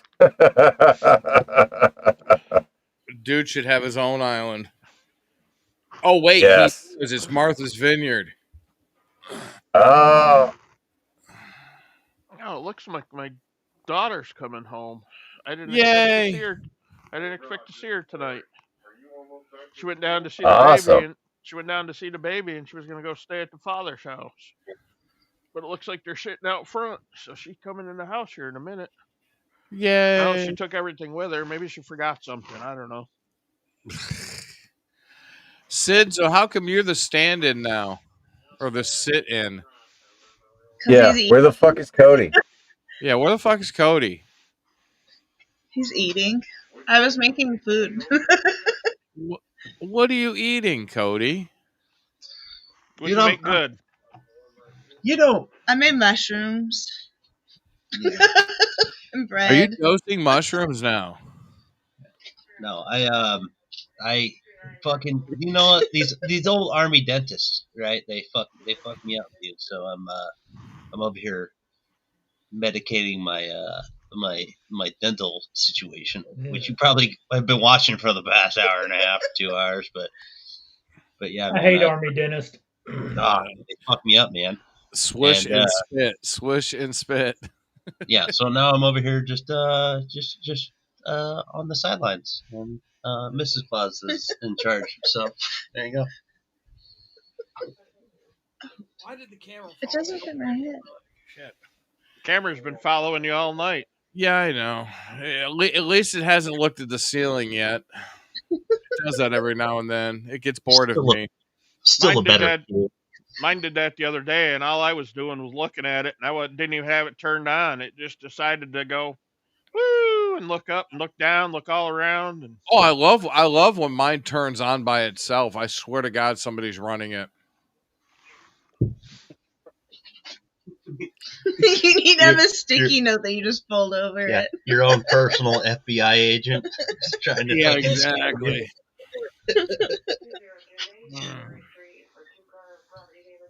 Well, boys and girls, it's All been right. really So yeah, fun. hold on. While you're on that train of thought, right? Train of thought. Let's start putting a bow on things. Choo-choo. All right, because we're 2 hours and 15 minutes in. Just a little bit. All right. So one of the last things that I wanted to touch on is not only making sure that you're good through the holidays, right? But check on your buddies. Okay. So just like my homework from last week, I'm going to do a little preemptive homework this week for the next couple weeks before the next show. Listen, if you think of someone, right? See, Mike's got it. He's got his little spectacles on. If you think of somebody, just send them a quick text. That's it. Just send them a quick text. Hey, fuckface, you still alive? Hey, asshole, I'm just thinking about you. You know, I can't talk right now. I did that a little bit ago. See? All right, Steven's already getting a head start on his homework. Because honestly, listen, boys, and girl, Mrs. Claus, listen. Here's my thing: is we, as military veterans, get wrapped up in our own shit. We get very self-involved, and we're so focused on the task at hand that when we have those little sidetrain thoughts of, oh shit, you know, I wonder if Lieutenant Lightweight is doing all right. I'm sorry, no, it's Captain Lightweight now. And I wonder how his company command is doing. Like, how the fuck is that guy? Stop what you're doing. Send him a quick text. Hey, motherfucker. Hope you're doing all right. And when he responds, or she, you know, you get back to him when you can, right? Continue the conversation. But at least in that moment, you're thinking of that person, send them a freaking message. Because you never know. That person you're thinking of might be struggling, might be having a really hard time with the holidays. And you just sending a message saying, hey, dumbass, I hope you're fucking doing all right, makes their fucking day. You don't know. Steven, I see it all over your face. Oh, I texted our California warrant officer pretty much that. Yeah. Fuck yeah. Hey, dumbass, I'm fucking thinking about you. Which, in all reality, be a couple of days before he responds, but yeah, and that's okay. I think about that dumb motherfucker all the time. I think God, he's like 9 hours different from us right now. Is that what he is? Mm-hmm. Oh, he's more for y'all. Probably 12 hours from y'all. Who's that? Our California warrant officer. Yeah. Who's that? You, Oh my God! the old funeral boy. Oh yeah, fuck that guy. Yeah. Yeah, he gets the epitome of the hey jackass, answer my text. No, but you gotta the number of nights where I was like, oh my God, like, is he gonna be okay? Is he gonna be okay? Like, I just seriously fucking wondered because of the shit that he was doing. And he'd be in Discord fucking voice chat streaming his video of him running in a gas mask or something fucking stupid. It's like, motherfucker, oh God, I hope he's okay. Hanging an infed off of the balcony or some shit. No, actually, I know not a lot of people are in tune with them, but so I'll bring some levity to it. Yeah, the California warrant boy. He's over there in a land that, according to Kamala, we don't exist in. But but he's doing good, and he should be back mid-January, hopefully. And all right, yeah, so he's kicking ass and he's taking names and learning a lot about himself and leadership, and it is such an amazing story, and we'll get his ass in here, but such an Hopefully amazing some story. E1 is just fucking him up. Making his hair fall out. Took away my flair, but it's such an amazing story of him realizing that leadership and mentorship and just friendship is just a beast of burden that we all need to develop our skills at. And I'm gonna make sure that he watches this episode and make sure he's on the next one. Yeah, especially if he can get in, we're gonna get him. So and for those that know who we're talking about, all right, we love this boy. Yes. He is currently serving. We love this boy, but God, is he fucking retarded sometimes. Some? Don't shorten it down. All right, he's retarded most of the time. Yeah. But we still love him. Wait a minute. He's a warrant officer? Yeah. He can't be that retarded. Oh no, he skipped like all the fucking ranks. He went from like E3 to fucking chief. Wow. Yeah. Don't assume we're all magical. He's a fucking unicorn. Jesus Christ. In many aspects. In many aspects. That he is. He's a fucking unicorn there, boy. He's got a golden horseshoe up his ass. Wow. And he went through walk school? I mean, you have to be smart to go through walk school. I'm sorry. That was well, he's very smart. Book smart. Yeah. Yeah, him going through walk was that was interesting. To say the least, we weren't sure if he was going to get kicked out. Holy shit. Wow. But anyways, listen, this is a great time of year for the people that you haven't talked to in a long time. Reach out to those motherfuckers. I'm still befuddled. Because, yeah, they might be retarded fucking chiefs, but we still love them. And we think about them. That's awesome. It takes no time to send a text. Yes. Sending a text is easy. Yeah, well, and the beauty of sending a text is when you get a reply, it's okay if you don't respond right away because it's a text, right? It's not a phone call where you have to answer it and talk to that person in the moment. It's text. You don't have to do that either. Respond to it at your leisure. What's that, Jason? I said you don't have to do that either. Rarely do I ever answer the phone. I look at it this way. If I don't want to answer the phone, I ain't answering the phone. You leave a message. If you don't leave a message, you ain't getting a call back. That's for sure.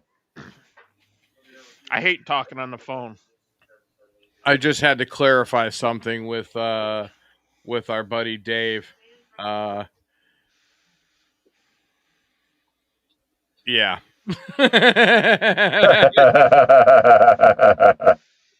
All right.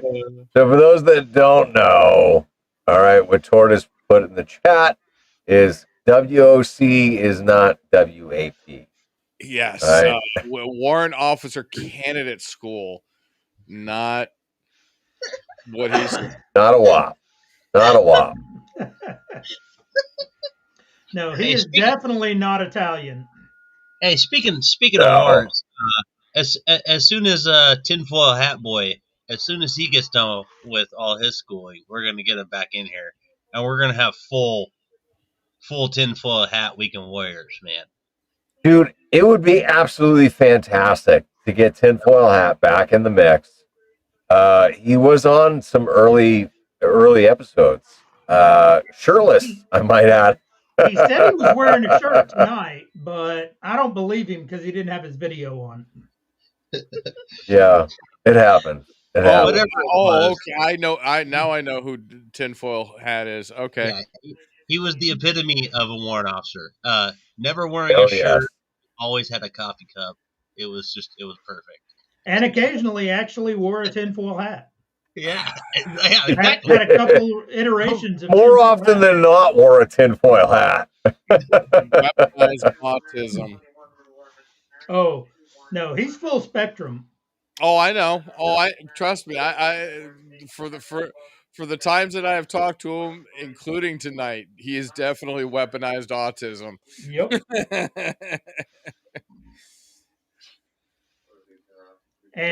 What did I miss early on Fats? I saw it was all lit up with people yapping on there. Not much. I didn't have any idea what it was. Tinfoil Hat was trying to game some software from me. Yeah, he absolutely was, man. Most importantly, I mean, we're all on here. We're reminiscing about people that have been on the stream and in the past, and they're off doing bigger, better things. But most important, I guarantee you, everything that we're talking about, most of these guys will reach out to those dudes immediately after this. Shit, I just texted one of them. But it's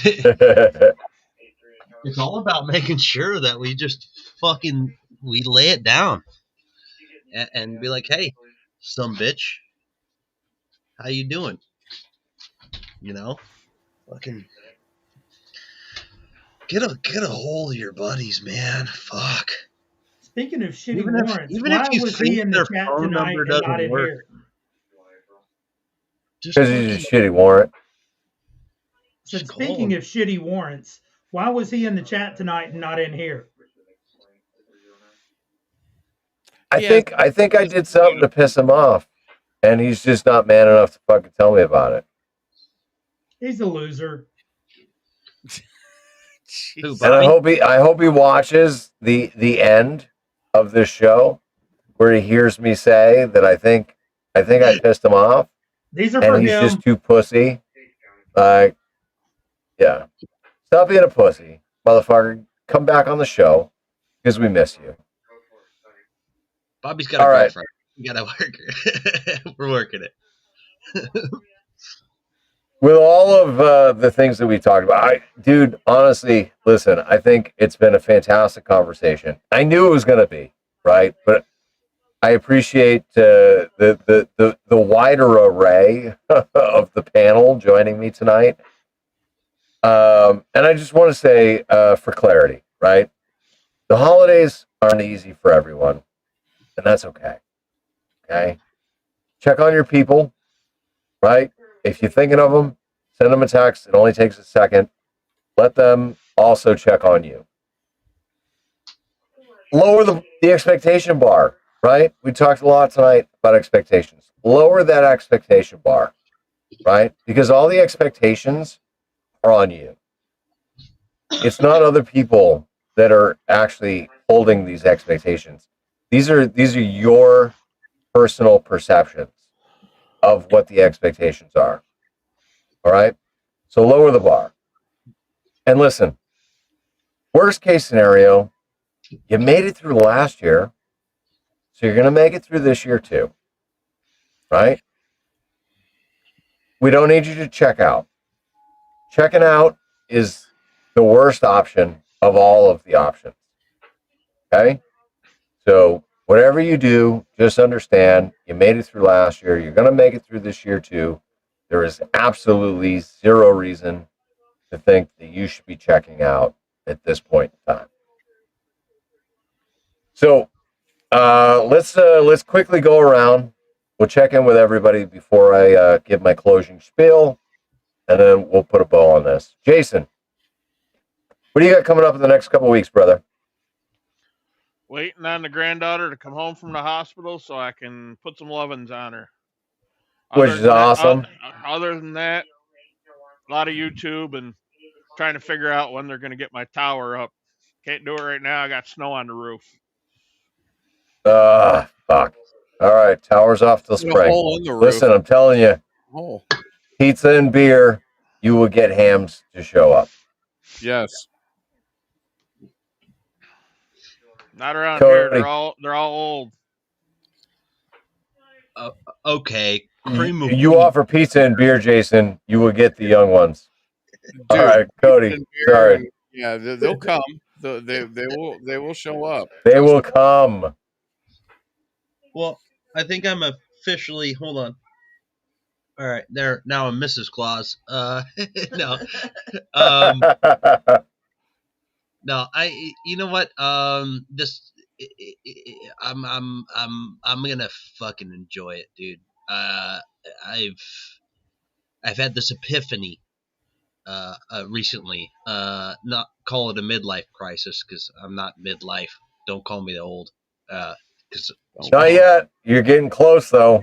Yeah, right. Somewhere I'm like in the sports car. Maybe I'll buy it soon. But what I mean is that dude, don't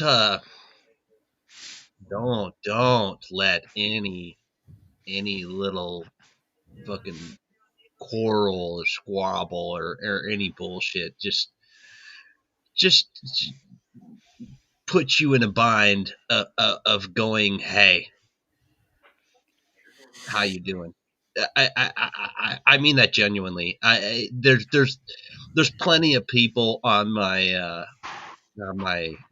Christmas list or my family list, and the folks that I won't see during this holiday season. I really won't see them, flat out, and they're just as important, right? Like they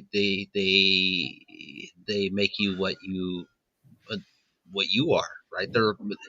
If it is someone who's genuine, who shares a story, or maybe has some sort of part in your eulogy, you better fucking reach out.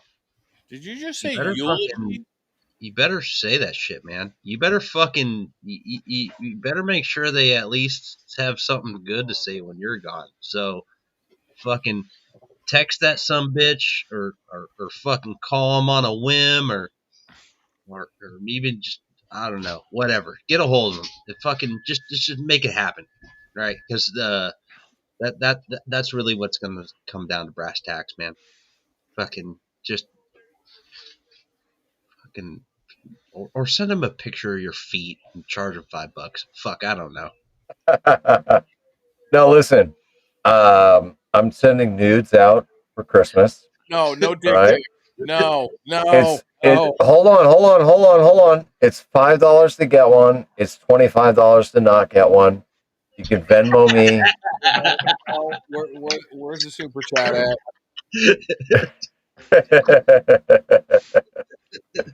Feel free to super chat. This is $5 to get a nude. It's $25 to not get one. Go ahead, throw that super chat in there. Oh man. Don't fuck around. Loved adopted brother. I have to laugh at that because when I got stationed in North Carolina, we were looking for a place to live because, of course, the waiting list is like 4 years long on Jackson on whatever the hell it is, New River there, whatever fucking city it is, Jacksonville. And we looked at a house that had a couple Marines living in it. Hold on. Had a couple Marines living in it, and we went and looked at it, and they were there while we were looking at it, and talked with them a little bit and stuff. And 6 months later, I pull up a freaking porn mag, and there's the girl that was just fucking moving out of the house in her blues, spread eagle. Classy. Oh God. Hell yeah. Tortoise, what do you got coming up? Long is what I've got coming up. Oh my God, that was the funniest fucking thing I ever saw in a while. Dude, Dave was quick on that. Yeah, he was. He was like, fuck no. Shit. It was gonna be a tasteful nude. I don't know why he fucking, it was tasteful. Are you good on QRZ, Dave? It's gonna be a glamour shot. Come on. Oh God, with the double image.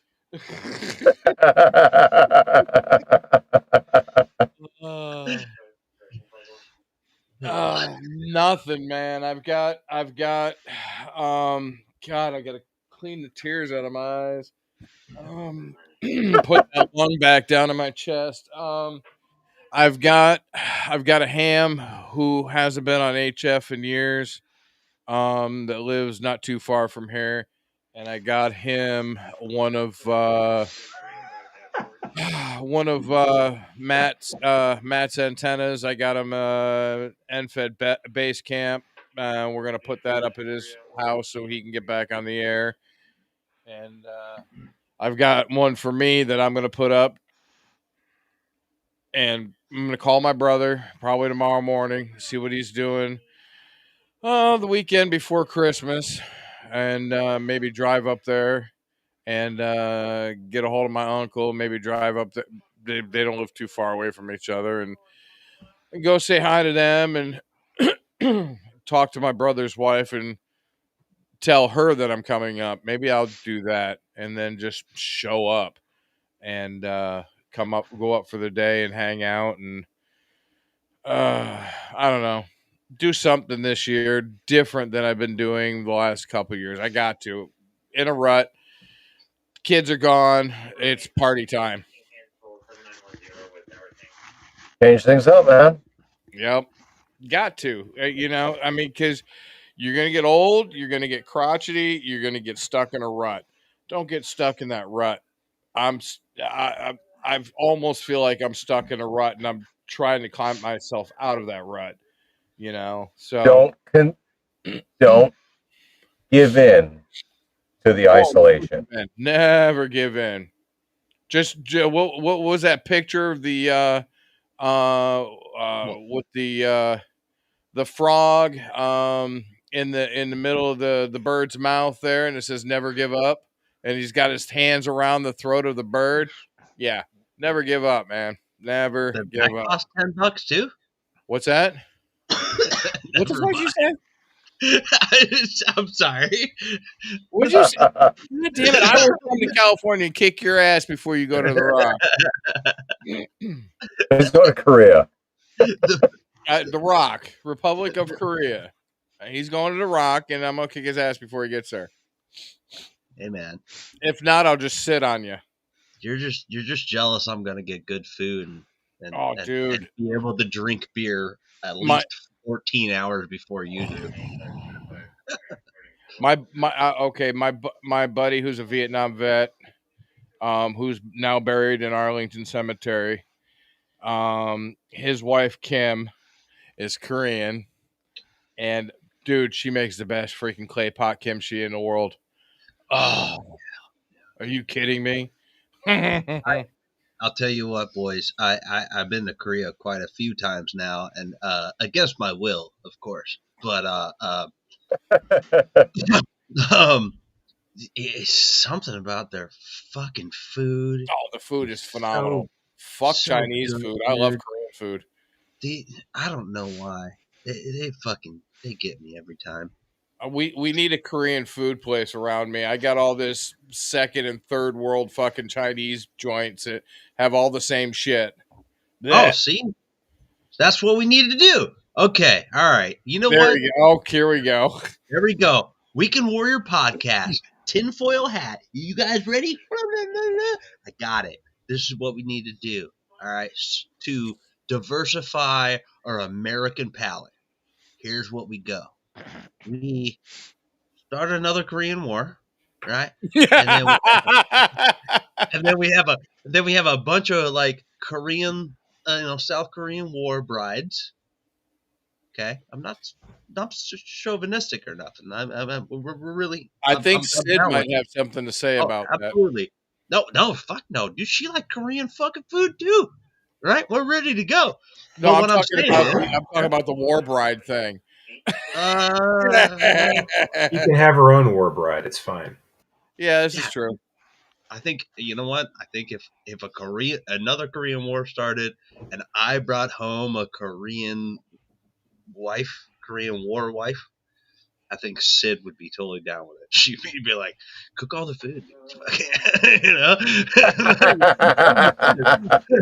Cook all the food and clean the house. I got approval. We're good. We're good. As long as she cooks and cleans. Yeah, we'll make it work, dude. But yeah, next week's Weekend Warrior podcast. Fold laundry? Of course she folds laundry. She's Korean. Korean laundry, dude. Are you kidding me? And the food is the best. That's what we need. All right, tinfoil hat. That's what we need. Another Korean war, so they can bring a bunch of Korean food back to the United States with a new generation of Korean wives. Oh, perfect. So good. Anybody been to Fort Riley and had the Korean barbecue out there, man? Ooh, dude, stop. So good. I hear Venezuela's got some pretty good barbecue. Venezuela? I thought it was seafood. Tonight, Dave and Tortoise are not getting nudes, but Shannon is. Shannon paid the magic $5. Wait, $5? Wait, yeah. I thought it was $10. It was $5 to get one and $25 to not get one. Oh, okay. I thought it was like 10 to get one, 25 not to get one. And then Shannon paid $5, so does she only get like one foot tip? Oh, she only gets half the nude? Yeah. Half the nude? Half. This is like a spin the wheel. Like, do you get top half? Do you get left foot, right foot? Like, flip a coin. Which half she gets? Yeah, is it watermarked? Heads or tails? All right, Mike. What about you? What's your next couple weeks looking like? So I've been saving a QMX Plus kit to build once Holiday Block Leave starts. So that's nice. Oh, nerd. Yeah, uber nerd. And so there's that. That's going to be a good time. I wanted to tell a very quick story, relatively quick for an Army story. But I deployed in 2006 to Afghanistan, and I was familiar with the mechanics because I was a commander's driver, and so I remember their faces from 20 years ago, and I saw the CW4 at Fort Leonard Wood, and I kept seeing him, and I was like, I know this dude's face and name looks familiar, but I just can't place it. And we finally sat down in a meeting and started talking, and this fucking guy was on that deployment with me a million years ago as a staff sergeant. So he was staff sergeant so-and-so, and I was private Kelly. And I was like, this motherfucker's a CW4, and I'm sitting right next to him 20 years later as a CW3. All that to say, look, the Army's really big, and it's also really small. And going back to what you've said over and over again, you really don't know who you're going to run back into and who you're going to see again, and value every moment. One, reach out to everyone you can when you think about them, but also if you forgot about someone and you see them again, hold on to that and value that, because you really don't conceive of how important those links are over the years until you have that moment. And that's what I did. Like last week, I was like, this is an incredible thing I would never experience anywhere else. And take a moment and value that, especially over the holidays. How you, Steven? Well, I am just over 30 days out from my winter overlanding trip. So I got to finish getting the Jeep ready for that. And, but in the meantime, Sunday is Pearl Harbor Day. So the American Legion will be out at the cemetery doing our annual Pearl Harbor event. And got to get ready for that. And then Sunday afternoon, we're doing a ham radio fun run for a church where we monitor the course and call in traffic, and so it's going to be a fun week. And then next weekend is the family Christmas cabin trip. So got a few things planned, but I want to close by saying, don't be one of the 22, and remember, one of the main reasons that keeps me out of that stat is somebody will be happy that you're no longer here and they don't have to put up with your bullshit. And I'm going to make their fucking life miserable by sticking around. Fuck yeah, dude. Fuck yeah. That's the perfect. That's the curmudgeon in you. Fucking love it. The ultimate fuck you. I'm sticking around. Fucking deal with it. I love it, dude. That's your motivation. That should be every epitome of what is the perfect of fucking sticking around. Someone doesn't want you to be there. Fuck you. I'm gonna fucking stick around. Love it. Love it. All right, Warriors, we're going to wrap this up. Huge thanks to all my co-hosts who wandered in, to everybody in the chat, kept us going. Thank you so much to the channel members and to the whole tribe and Patreon members and everybody that shows up bi-weekly for all of these episodes. Listen, be good to yourselves, be good to each other, and remember, nobody gets through this alone. So, with that said, pin what Chris. We'll see you in the next one. What? Pin what Kiwi said before you leave. The 988. Yeah, whatever it is. Kiwi's Road. Living my best goodbye lates. No, the 988 number. Yeah, living Close my with best goodbye lattes. See that? Hold on. Let me scroll back up. It's not that. There's only 2 minutes ago. Oh, the Kiwis Road. Yeah, absolutely. Kiwi. Fucking goodbye lattes, man. Fucking let's latte it up. It says 988. The number is now 45 a day. Is it up to 45? Oh, there we go. There we go. 45. That's more than double. Wow. That's more than double. Goddamn push-ups. I'm sorry. They need to stop. No, that's a lot. Listen, this is a tough time of year. Okay, so reach out. If you don't reach out thinking to about a that friend person or somebody, reach out to 988. It's free. Yeah, there you go. 988. There's also all the emergency lines down in the description. Right? Hey, hold on. So whether it's DOD, civilian, it doesn't matter. Yeah. Hey, hold on. I want to, Paul. I want to stop you real quick, man. Let's go ahead. Let's talk about 988 for just a second. All right. Here's the deal, right?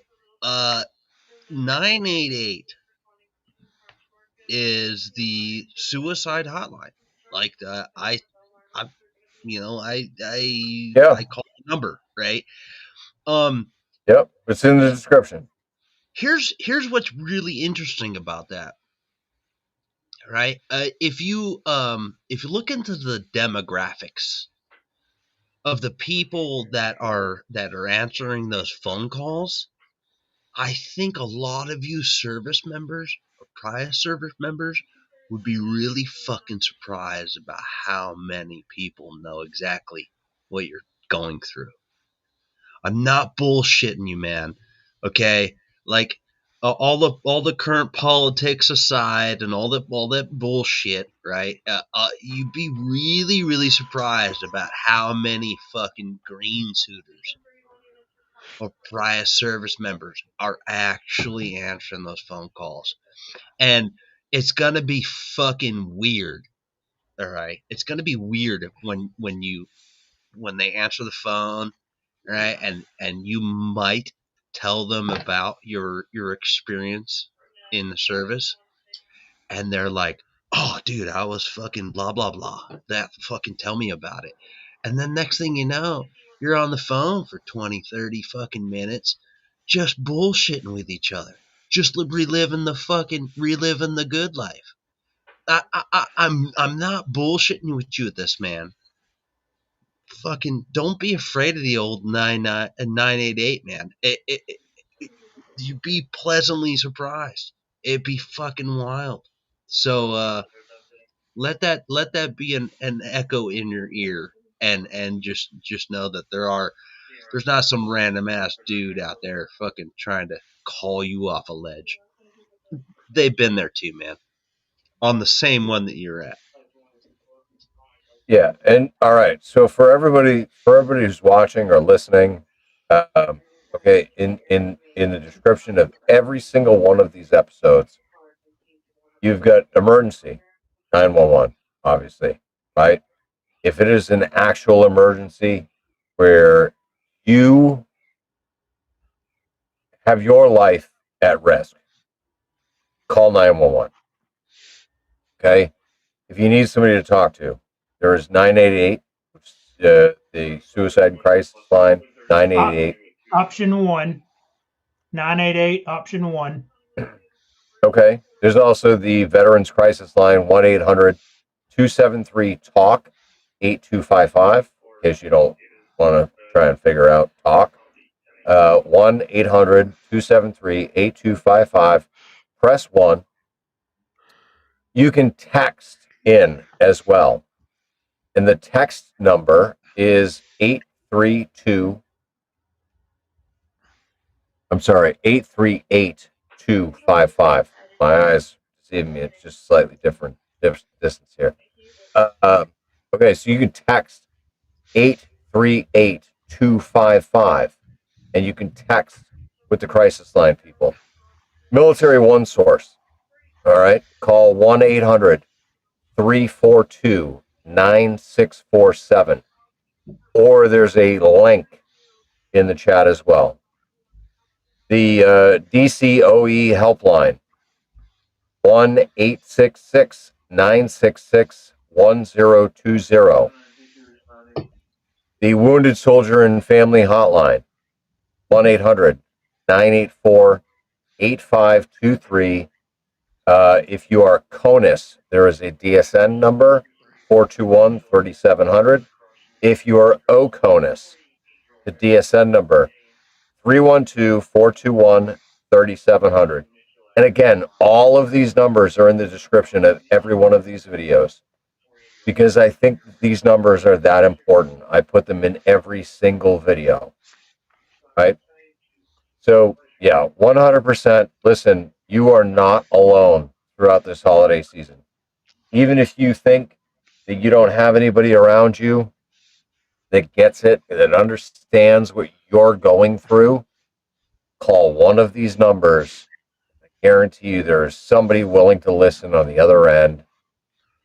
Whether or not they understand you is irrelevant. They're willing to listen. And sometimes a listening ear is all you need. So with that said, listen, I think this has been an awesome conversation. I appreciate it. Thanks so much again to those that have joined me on stream. Thank you to the channel members and Patreon members and everybody else that has joined me in the chat. Don't forget about your milestone chats for channel members. Click the bell so you know when we go live. We do this every 2 weeks, okay? And so the next time we are going to be on the air is going to be December 26th. Be the day after Christmas. Everybody's going to be super hungover and full of libations and full bellies, hopefully. So we're going to have a good time. I look forward to seeing you then. Thanks again. And 77. We're out. And